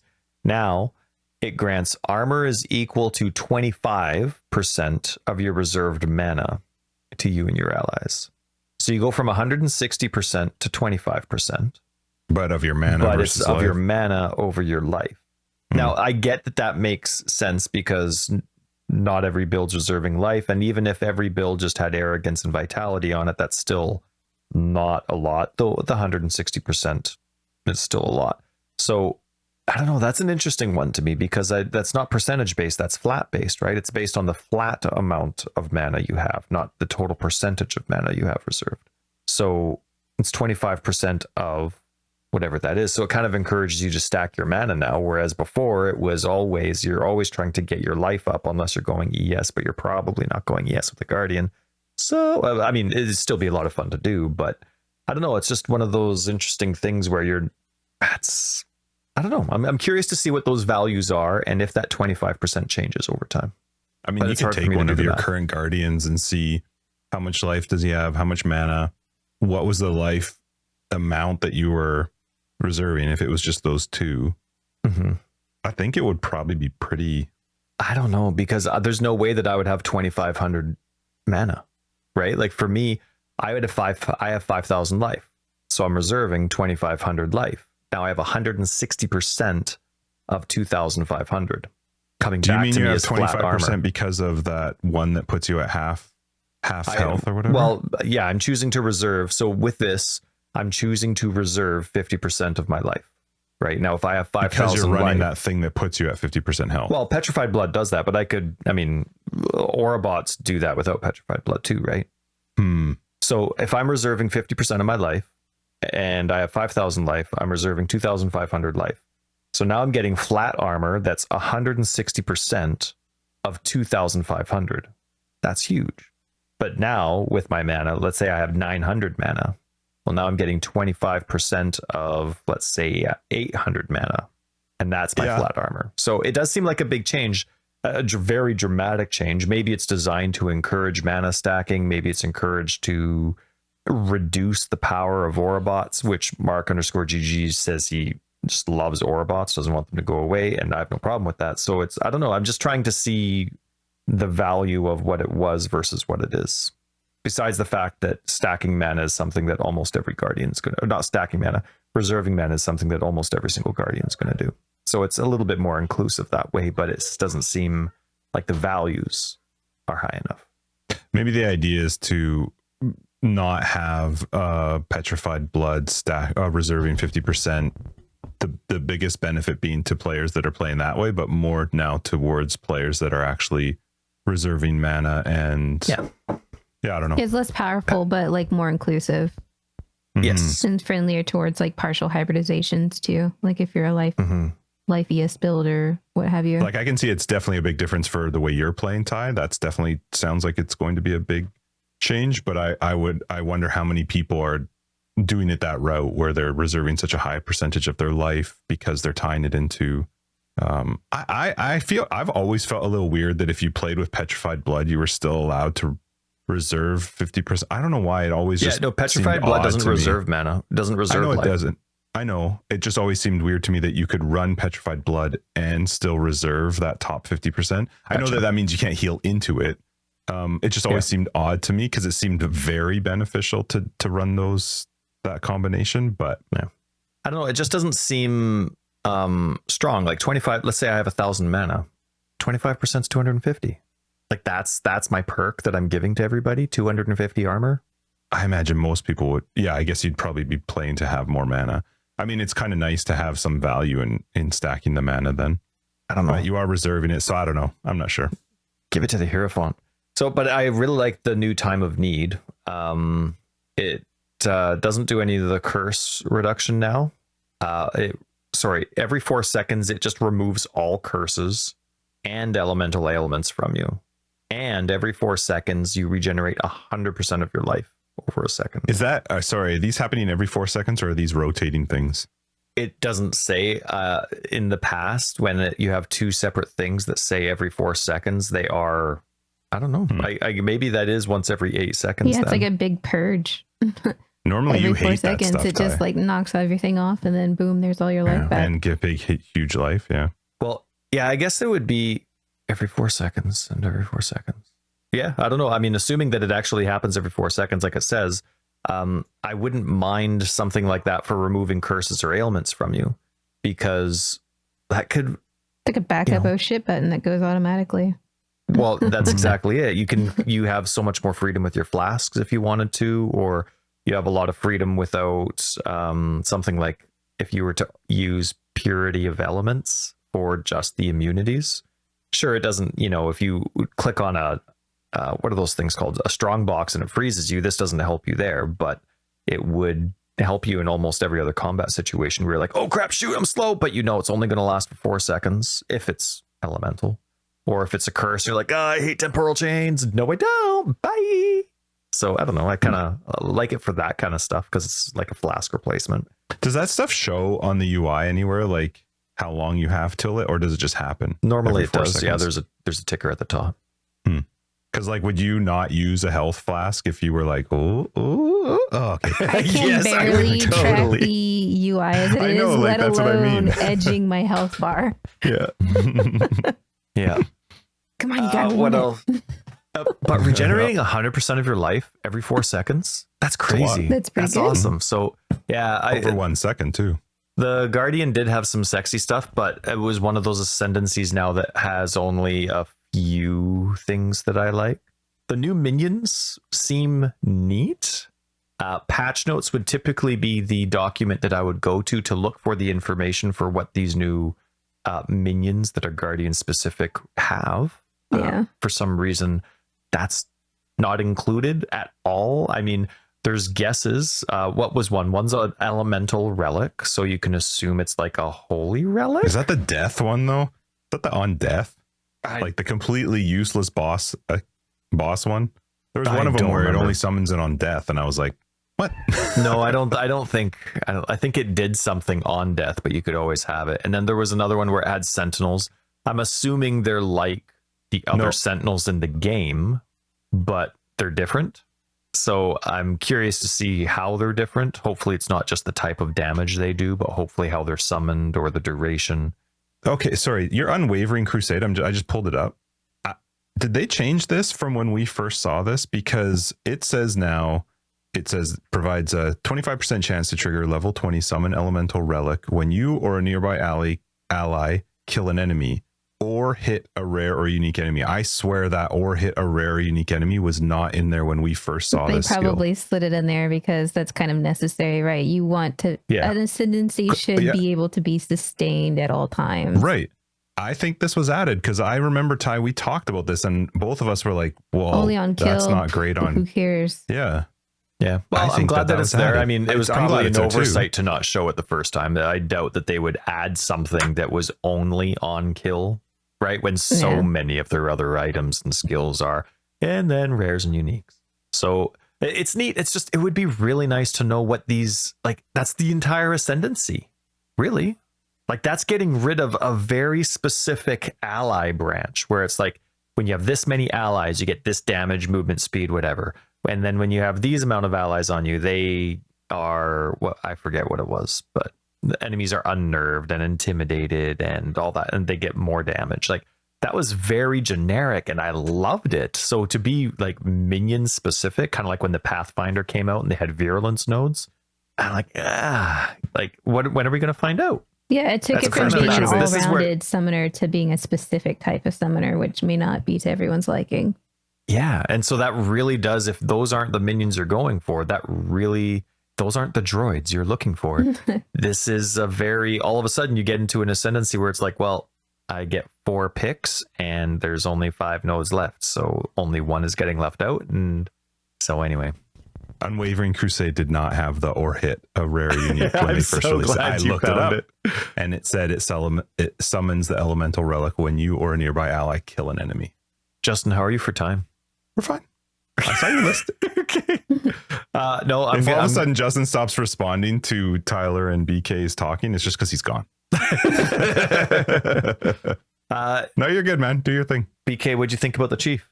Like I said, I haven't played a chieftain since probably it wasn't, I want to say 3.6-ish, 3.4, 3.6, something like that. Oh, and they were very briefly awesome with like ignite bow stuff. So I played one then. So I'm like, yeah, I'll be tanky and use a bow. That's no problem. I think it was back when Elemental Hit was like super, super nice.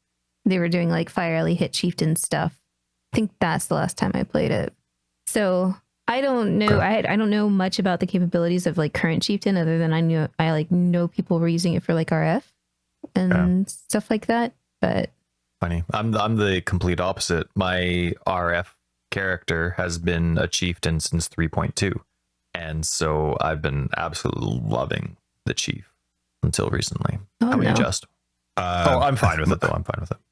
I think it's fun for them to, I know a lot of people don't like it, but I think it's fun to try and flip it up. I think the problem is, I know you like it for RF and me and you have gone over it. It does have some strengths. It's just that compared to the jug is just so tanky and good for RF. So obviously this isn't any big change to try and flip that part of it, but It's weird though when you go and change an ascendancy so much. Like there was some stuff that's been part of the chief since the chief was a chief. Yes. Even from the time when it was a chieftain. Oh, back when it was a chieftain. Back when it was a chieftain. That was the best. I'm going to build a mountain. That's what Tyler used to call the chieftain. That's how it's early days. Okay, it's how it's spelt. And if people don't correct you in life, that's what you go up saying until you're 41 years old. And it's like on a podcast, you find out. On a pathofexile, on a video game podcast, you get roasted. Yeah, that's where I discovered it. I think I was 40, but still. Yeah, shut your face. Love. Don't even start. The best I actually vividly remember that conversation because he was so sure. He's like, no, it's spelt Tane. And I was like, is it a captain? And I just remember your face being like, fuck. Mountain It's Captain amazing. Chieftain. Yeah, it's so fun. Stupid language.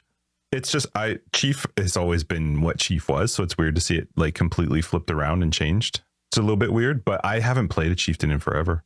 I also don't play a lot of totems or melee, which is why a lot of this I just is kind of over my head because it's like interacting with systems and play styles that I don't really know a lot about. Yeah. I wonder if that as they like changed other ascendancies, though, chieftain just sort of slowly was outshone a little bit. You know, you had Inquisitor or Hierophant, sorry, and then you had Jug taking over some of its other stuff. Like it's you just had to want to be a chieftain to play a chieftain. It wasn't necessarily that it was the best option. Unfortunately, it still seems like it's that way. A little bit. One thing that I do like about the new chief is that it's generic for the most part. Like it's like the Jug. You can do almost anything you want. You know it's just going to be defensive, but you can choose any offensive path you want and you're fine. The chief is, in a way, I mean, obviously it still has its fire focus, but everything else is very generic. So it's another one of those generic ones. Unfortunately, now you have two generic marauders, but I feel like once they really modified the life regen on the Jug, it really screwed over the chief, because now you have, even if that increase that the Jug got to life recovery rate, what was it, 40% increased life recovery, I think it was, that they got. Anyway, even if that doesn't dramatically increase your life regen like it would with the old chief, the amount of defensiveness you get from the Jug makes that life regen you get from the Jug that much more valuable, because you're taking a lot less damage. So even though your life regen's a little bit less than it would be with another ascendancy, it's still so much more valuable because you're taking so much less damage. The chief had endurance charges, it had life regen, it had totems, it had so much. And now it's a lot more generic, but like there's no fire conversion anymore. So that's an interesting one, because it used to be that you could specifically go to the chief to be 100% fire conversion if you also got Avatar Fire, and that was a relatively easy one. And the chief was the only one that you could do that with. And even if you didn't care about Avatar Fire, to have that generic conversion right off the bat with some of the other skills that you have, like that was a really nice little go-to. So now currently there's only two that really interest me. Two keystones that they have that interest me. And this is just for me. This isn't a criticism to the direction that they went. It's just sometimes you like a change and sometimes you don't. For me, I only like two of their ascendancies, and that's the Tassilio and the Valaco ones. Those are the ones where fire resist applies to cold and lightning resist, but at 50% their value. So I like that. Like if you just start stacking fire resist, 100 fire resist is 50% cold and lightning. Right. I really like that. And then the cold and lightning cap for resist is the same as your fire cap. And so I do quite like that. That's a different one though, right? That's not the same. Those aren't the same keystones. Those are two separate keystones. They are separate keystones, but they're in the same path. The cap, I believe, is the second one. Right. And but those are really the only two that interest me now as a RF character. The thing that I really liked about the old one, and it wasn't melee specific, there was only one keystone in the old chief that was melee specific. So I liked the genericness of that. Now for this, it really, but for Righteous Fire, it's not really that beneficial. It's kind of like the Jug took the life regen that the chief was supposed to have, and so then they just kind of completely got rid of endurance charges and life regen and all that kind of stuff. So At least I they're think there's very still different stuff they now. could. They're like I think that- the chief is now like an elemental jug, whereas the jug's still just too good at everything, unfortunately. But I can see where they're trying to deviate. I think there's still some things they could do to make the chieftain a little bit stronger. Like I can't stand the stuff when they add like when you're stationary, and so they added the one where nearby enemies have 0 fire resist when you're stationary. Well, just don't do stationary and do like nearby enemies have minus 50% fire resistance or something. I just don't like the idea of being told I have to stand still in a game like Path of Exile. Yeah. It just seems so stupid. Like, why not change it into something that's not as strong? Obviously, you can't have 0, and nearby enemies have 0 fire resist, but make it so that I know that I have spent 2 of 8 ascendancy points to get to. Isn't telling you to stand still. Yeah, and there's still value to it, because if I want to play a fire-based build, which a chieftain is still sort of like trying to get you to do fire stuff, I don't know. I feel like they could have done something better than something stationary. Who plays Path of Exile and doesn't move? Even Tyler moves. Wow. One thing to keep in mind is we are stationary inadvertently often. It might not be for a long time, so it does depend on your skill and the cast time or melee time. I mean, melee is stationary much more. So, if you're doing an ignite build and you're doing melee, you are going to be stationary when you're attacking. But wouldn't you rather see something that was just like a minus percentage to fire resist enemies nearby all the time versus just having it 0 fire resist when I'm not moving? Well, I guess it's for like flame blast, because you have to stand still while channeling flame blast. For one skill. Yeah. right. But Chieftain as soon as flame you blast, move, let's I'm not gonna go. move. but as soon as you move to run away, you lose that 0. So I think I'd rather see like a minus 30 or minus 40% to fire resist to nearby enemies, similar to like you get like a, what is it, not enemies around you have a minus 9% or something on the helmet. The exposure helmet mod. Yeah, like make it a way stronger version of that on an ascendancy that's just always on. I feel like that would be better. I would rather them just get rid of nearby forever. Well, that Throw it into nearby a bin. should be like visually. Can you see them? Yeah, like put that big ring, just a big white ring. That should be an option to turn on. Yeah. Who That cares would if be it's awesome. ugly? Yeah, Anyway. you can turn it off. So the ascendancy changes weren't for me, but I see where they're coming from with all of them. So hopefully they get there's a lot of success with them, or if not, some constructive feedback for the future. The passive skill tree had some changes. One really stood out to me, but that's just because I like charges, even though I never really focus on them because I do minions. But the charge mastery, and I was surprised it didn't have this because I was just expecting it to be there when I was playing around with one of my meme builds a while ago. But now it finally has. Nearby enemies cannot gain power, frenzy, or endurance charges. Can they steal them still, or just not gain? Like, is that the same thing if they steal them? I think this Gaining is a situation. the generic term. I think this is like if you like the little is it the gorilla monkey monsters in like Act 2 and stuff that like do the frenzy charges and stuff. It's like those things, like when they do something that then gives them that charge, it would prevent it from happening. I think it also applies to steel, because that used to be a keystone, or maybe it still is, I forget, for the Guardian, where you would share your charges, but you would also make it so that the enemy couldn't gain them. Or maybe that's the new one, I forget. Anyway, I played around with the prospect of it, and it does just basically means enemies just don't get them. That's cool. Whatever their method of gaining them was. So anyway, I like it. It's there for your charges. Nearby, though. Nearby. Just keep in mind. Nearby. Mm-hmm. Skill balance changes. This was a big, I don't know, from what I read online, tweets, and then on the Path of Exile website, tiny bit in our Discord, skill balances really barely got touched. I think their expectations, I don't know, maybe this had to come, and I'm not trying to rehash it, but Chris told people that they had to come home early from, I love that you said it, not me. well, this time. no, like I'm not trying to hash it out, but there's still that, until the league actually comes out, there's still going to be people with that expectation of, whoa, what was so exciting? What was so exciting? So for some people, that's Trials of the Ancestors. For other people, they're thinking, okay, can't wait for patch notes because Trials of the Ancestors is just Trials of the Ancestors. It's going to be something big that, we're going to be really excited for. And so then there's people that have their opinions on where certain skills or uniques lie. And what needs to be buffed or taken down a notch. And there really Didn't feel like there was almost any nerfs or buffs. Right. It skills. seemed like for the most part, many skills are the same. And I don't have a problem with that. I mean, whether there's, whether I think zombies should have more survivability early on in the game or not, I mean, still waiting on that. But, we all have our skills that we think are too strong or not strong enough. But you can only change so much every league. One, though, that did stand out to me was temporal chains. And this greatly affects especially poison builds that can really stack, and it has a short duration, but you could really extend it.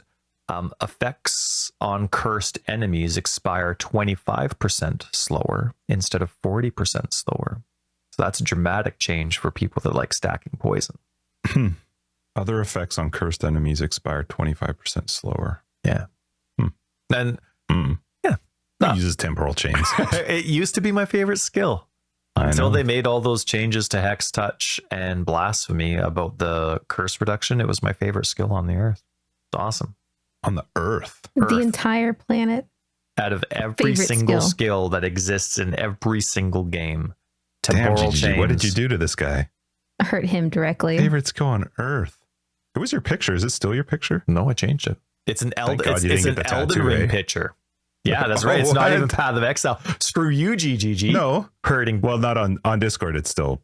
Oh, it's still. Yeah. Okay, well, we're pausing this. Chains. We're pausing this. Gotta change this right now. I'm angry. Screw you guys. I am. Remember when they changed that a couple leagues ago? Well, I'm changing my icon. What else do you have for skills? Oh, you're actually. Okay, go ahead. Do the thing. No, I can't do it now. I'm going to have to Still download it later. Raging. You have to get it later, yeah. Okay, thanks for that. This is something that it finally makes sense. It's really good. Combustion support, something that I've used with many of my builds, especially, of course, my chief. And I think I'm going to keep my chief and my Righteous Fire character a chief for this league and just see how it goes. The generic, I think it's going to be a lot weaker, but we'll see what the survivability is like. Just don't move and you'll be fine. Yeah, perfect. Just don't combustion support isn't pure intelligence anymore. It's a mix of strength and intelligence. That makes sense because it's like all based on combustion.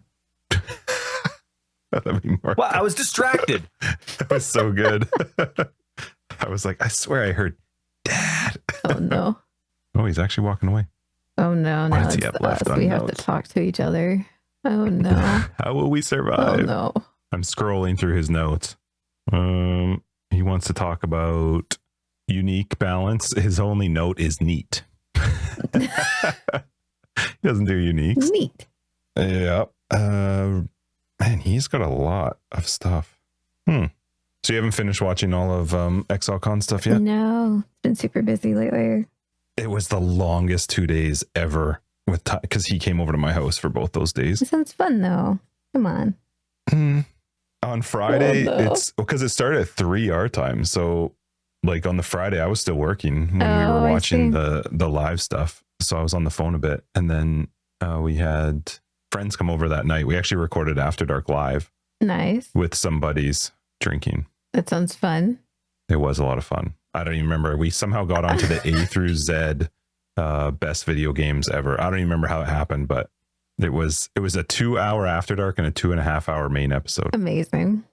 Yeah. Welcome back. Shut up. So combustion support Oh, is he's combustion-y. angry. Okay. Yeah. Okay. I'm Cool. excited for it. No, it just makes sense because a lot of the times you're trying to do something fiery, but you're not really high up there, in the int. What In was the it int land. before? Just It was just 155 intelligence. Oh, okay. So now it'll be like 98 and 68 or something. Sweet. Couldn't tell ya because it's not in the patch notes. Go find out soon. Yeah, that's right. We're gonna have a detailed patch notes being released next week. I think you're right. I feel like the old patch notes used to be like changed from 50 to 40. Like there was very specific numbers. Maybe that's why I felt They probably know. got ragged on by people that do all the math in their head and like, 13% is stupid. And then so they probably like, you know what? Screw it. Kind of like how, we, it would make more sense for us to say Forever Exile, the Path of Exile podcast, but to remove just go some right of to just kind of get rid of a little bit of that sass. We got rid of it. So maybe that's what they're doing too. They're getting rid of the numbers All right, I support you, GGG then. There was, I think, one unique balance out of like every single one in the game. Neat. Yeah, so that was neat. Yeah. Item balances. The +3 to maximum fire, cold, and lightning resist. It can no longer roll. That was Delve exclusive. And I never used this. I wonder, maybe there's a lot of people that do, but the flask modifiers that grant a percentage of life recovery to minions now grant a much higher value. So it scales with the minion life, which is typically much higher than the players. Right. So previously, those tiers on flasks would be 50 to 80%. Now the percentages of life recovery to minions range from 1 to 200%. Crickets. And do either of you play Ruthless? I know Justin doesn't. Don't you want to talk about it? Oh, I love you, Rishi. I love you. There were a ton of me. Ruthless changes, as BK mentioned at the beginning, and probably for good reason. Stuff that they've been just hanging on to for a long, long time and desperate to put in, and now it just made sense. There's monster balance changes, and stun immunity has now been removed from many bosses in Path of Exile. Immunities are stupid to begin with. High resistance. Well, you're thinking Monopoly. Shut up about Monopoly. See, BK, when you're playing Monopoly and you're trading somebody, you brought it up. When you're in Monopoly and you're trading and someone lands on you, do you like, okay, you know what? I'll give you immunity for this if you give me this property instead. So the next three times, that's not how it works. If the next 3 times you land on this property. So if we were playing Monopoly and I'll you be on landed my on phone. something and owed me a lot of money, I could say, or no, if we were going to do a trade and the trade was maybe slightly more beneficial to me, but still gave you a set or something, and I would throw into this part of the trade that I'll give you the first 2 times you land on my hotels here, you won't have to pay. And that shit gets Tyler. That's heated. Not how Monopoly works. You're breaking it's the rules. Buy, land, rent game. You can let people stay in your hotel for free if you wanted to. Not how hotels work. If you own the hotel?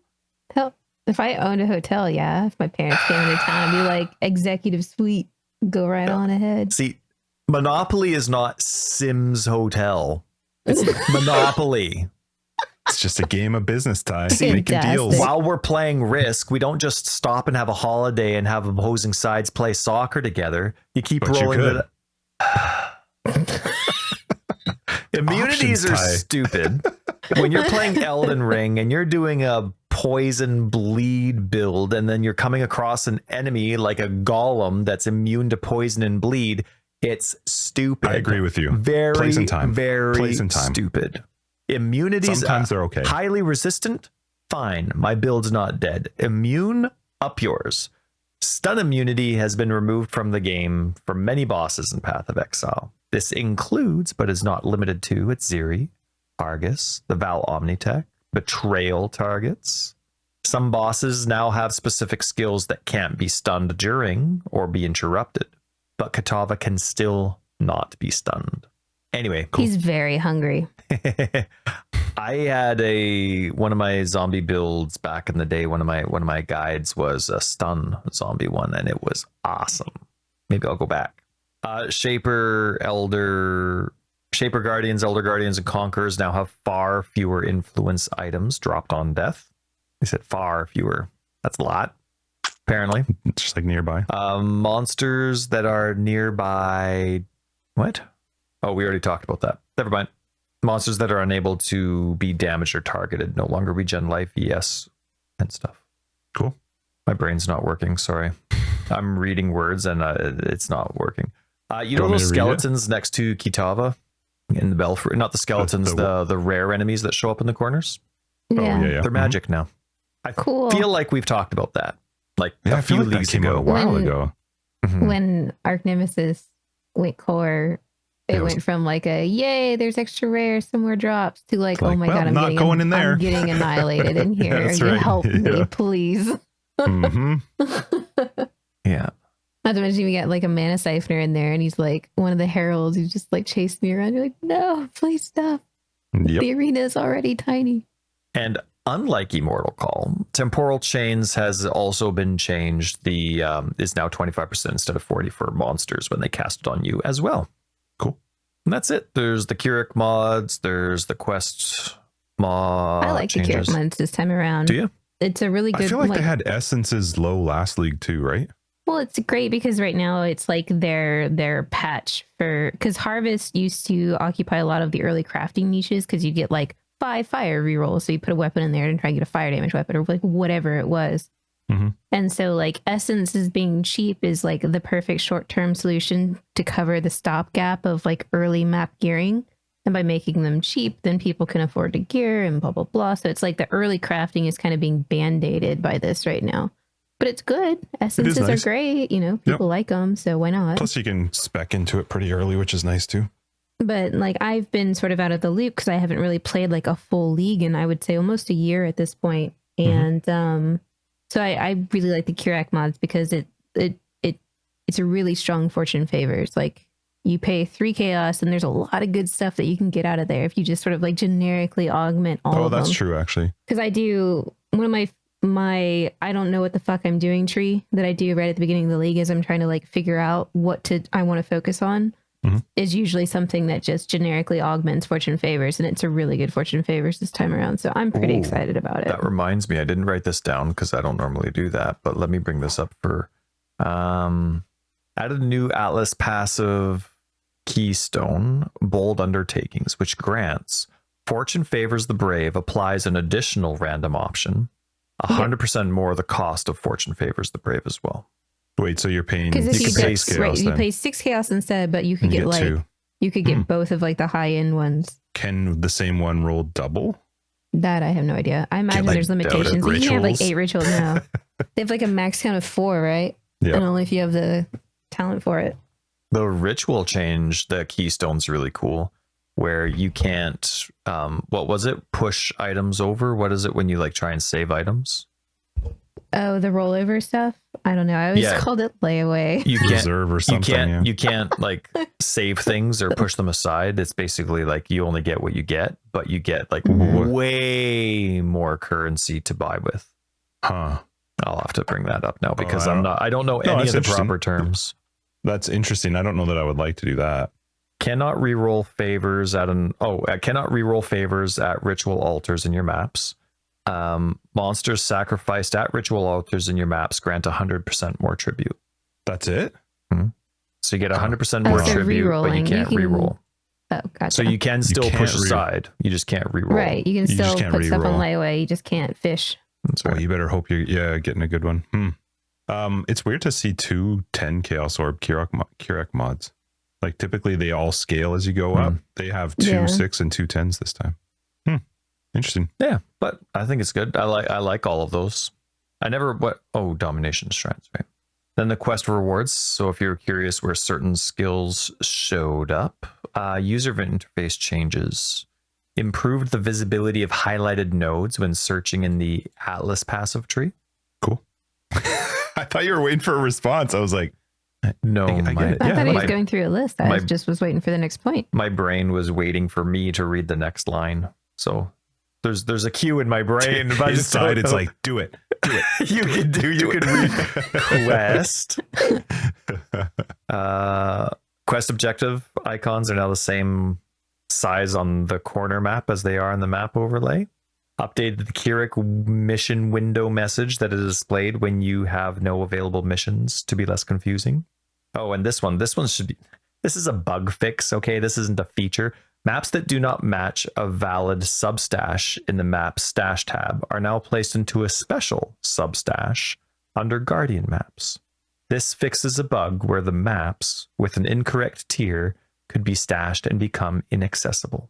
Is that a standard thing or is that? Yeah. And I'm missing quite a few maps. Oh, really? Will this fix it or just stop that from happening? I don't know. We'll find out if they're still there or not. Like once this league carries over and the transition happens, we'll see if I get them back. Cool. Yeah. And then that's it. I mean, there's some pretty serious bug fixes, some pretty generic ones. I was surprised with some of the ones that were more like debilitating, like taunt not working properly. Oh, really? Yeah. Wow. I didn't read through the bug fixes this time. No, that's fine. And then there's a tiny bit of filter changes, but that's only for filter people. That's it? That's it. You're not going to bring anything else up about filters? That was all? No. What was the actual change? They changed filters. what the class is of support gems and active skill gems. So instead of them being active skill gems, they're just called skill gems. And support skill gems no longer have skill. It's just support gem. Oh, okay. That's it. Cool. Yeah. Still waiting for maybe they're out now, but the patch. I mean, I would love to look in the, I don't know where to look for them now because they're posting everything in the wrong place. It's part of the fun, Ty. Just got to look for it. Never know what you're going to get. Did you find what you were looking for? Or we... No, you do your thing. I'm done. I'm excited for the new patch. Like that doesn't change almost anything of what I'm doing. The Atlas passive tree is going to be a lot more fun to play around with because those keystones, along with a few notables, have some pretty sweet changes. And so I'm quite excited. And then the new supports they threw out hit so many different play styles. I think they're really creative too. Like after they were announcing and releasing some of these new support skills, I was like, how is that not in the game? Like, not as a criticism, but it's just like, it just suits the game so well. Like, man, that's perfect. I'm glad that's finally in the game. So I really was impressed with that. I think that's just in terms of patches and changes, that's enough for creativity because that'll change quite a lot of options that people have. And it doesn't screw up anybody's build unless you're a chief or a guardian. What about you, BK? What's your overall thoughts for 3.22? I'm excited. I actually have some time to play, and it's been a while since I've played everything, and I'm pretty excited about the league mechanic too. I don't know how rewarding it'll be, but I'm looking forward to having fun with it. And, some shake up to some minion stuff seems fun to explore. So I've got a few projects up my sleeve and some builds to look forward to as well. Sweet. You just awesome. All right. I'm looking forward to trying out the league mechanic. I want to see more of the information about the skill supports before I get too excited about any of them. I'm not sure any of them really got me super pumped, but the league mechanic looks fun. So that's why I come back every league. It's typically the league mechanic that draws me in. So this one looks like a good time. I'm excited to try it out. I can't think of anything else that's really standing out to me for it. The league mechanic is the big deal for me. So yeah, it'll be fun. Right on. Let's wrap this up, eh? Hey. Alrighty. Hey. Hey. BK, you're gonna be back for After Dark tonight? I will be. Amazing. I heard you've got a special drink ready. I do. I'm excited. Yeah, that's gonna be fun. All right. Forever Exiled, a normal podcast that talks about Path of Exile podcast, episode 201. I'm Justin, aka Tags. Tyler, Wrecker of Days. And I'm Brittleknee. Thanks again for joining us. Patrons, we'll catch you in After Dark. Everybody else, we'll see you next week in 202. If you're looking for more information, you can find BK's information down below. We've got a website, foreverexiled.com. We're on Twitter, foreverexiled82. We got a Discord. You should be a part of it. It's a lot of fun. And Patreon and other ways to support the podcast. You'll find them down below and on the website. Bye.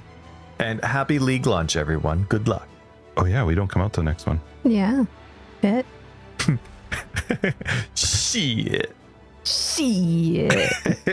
I'll always love The Wire for that. I love it so much.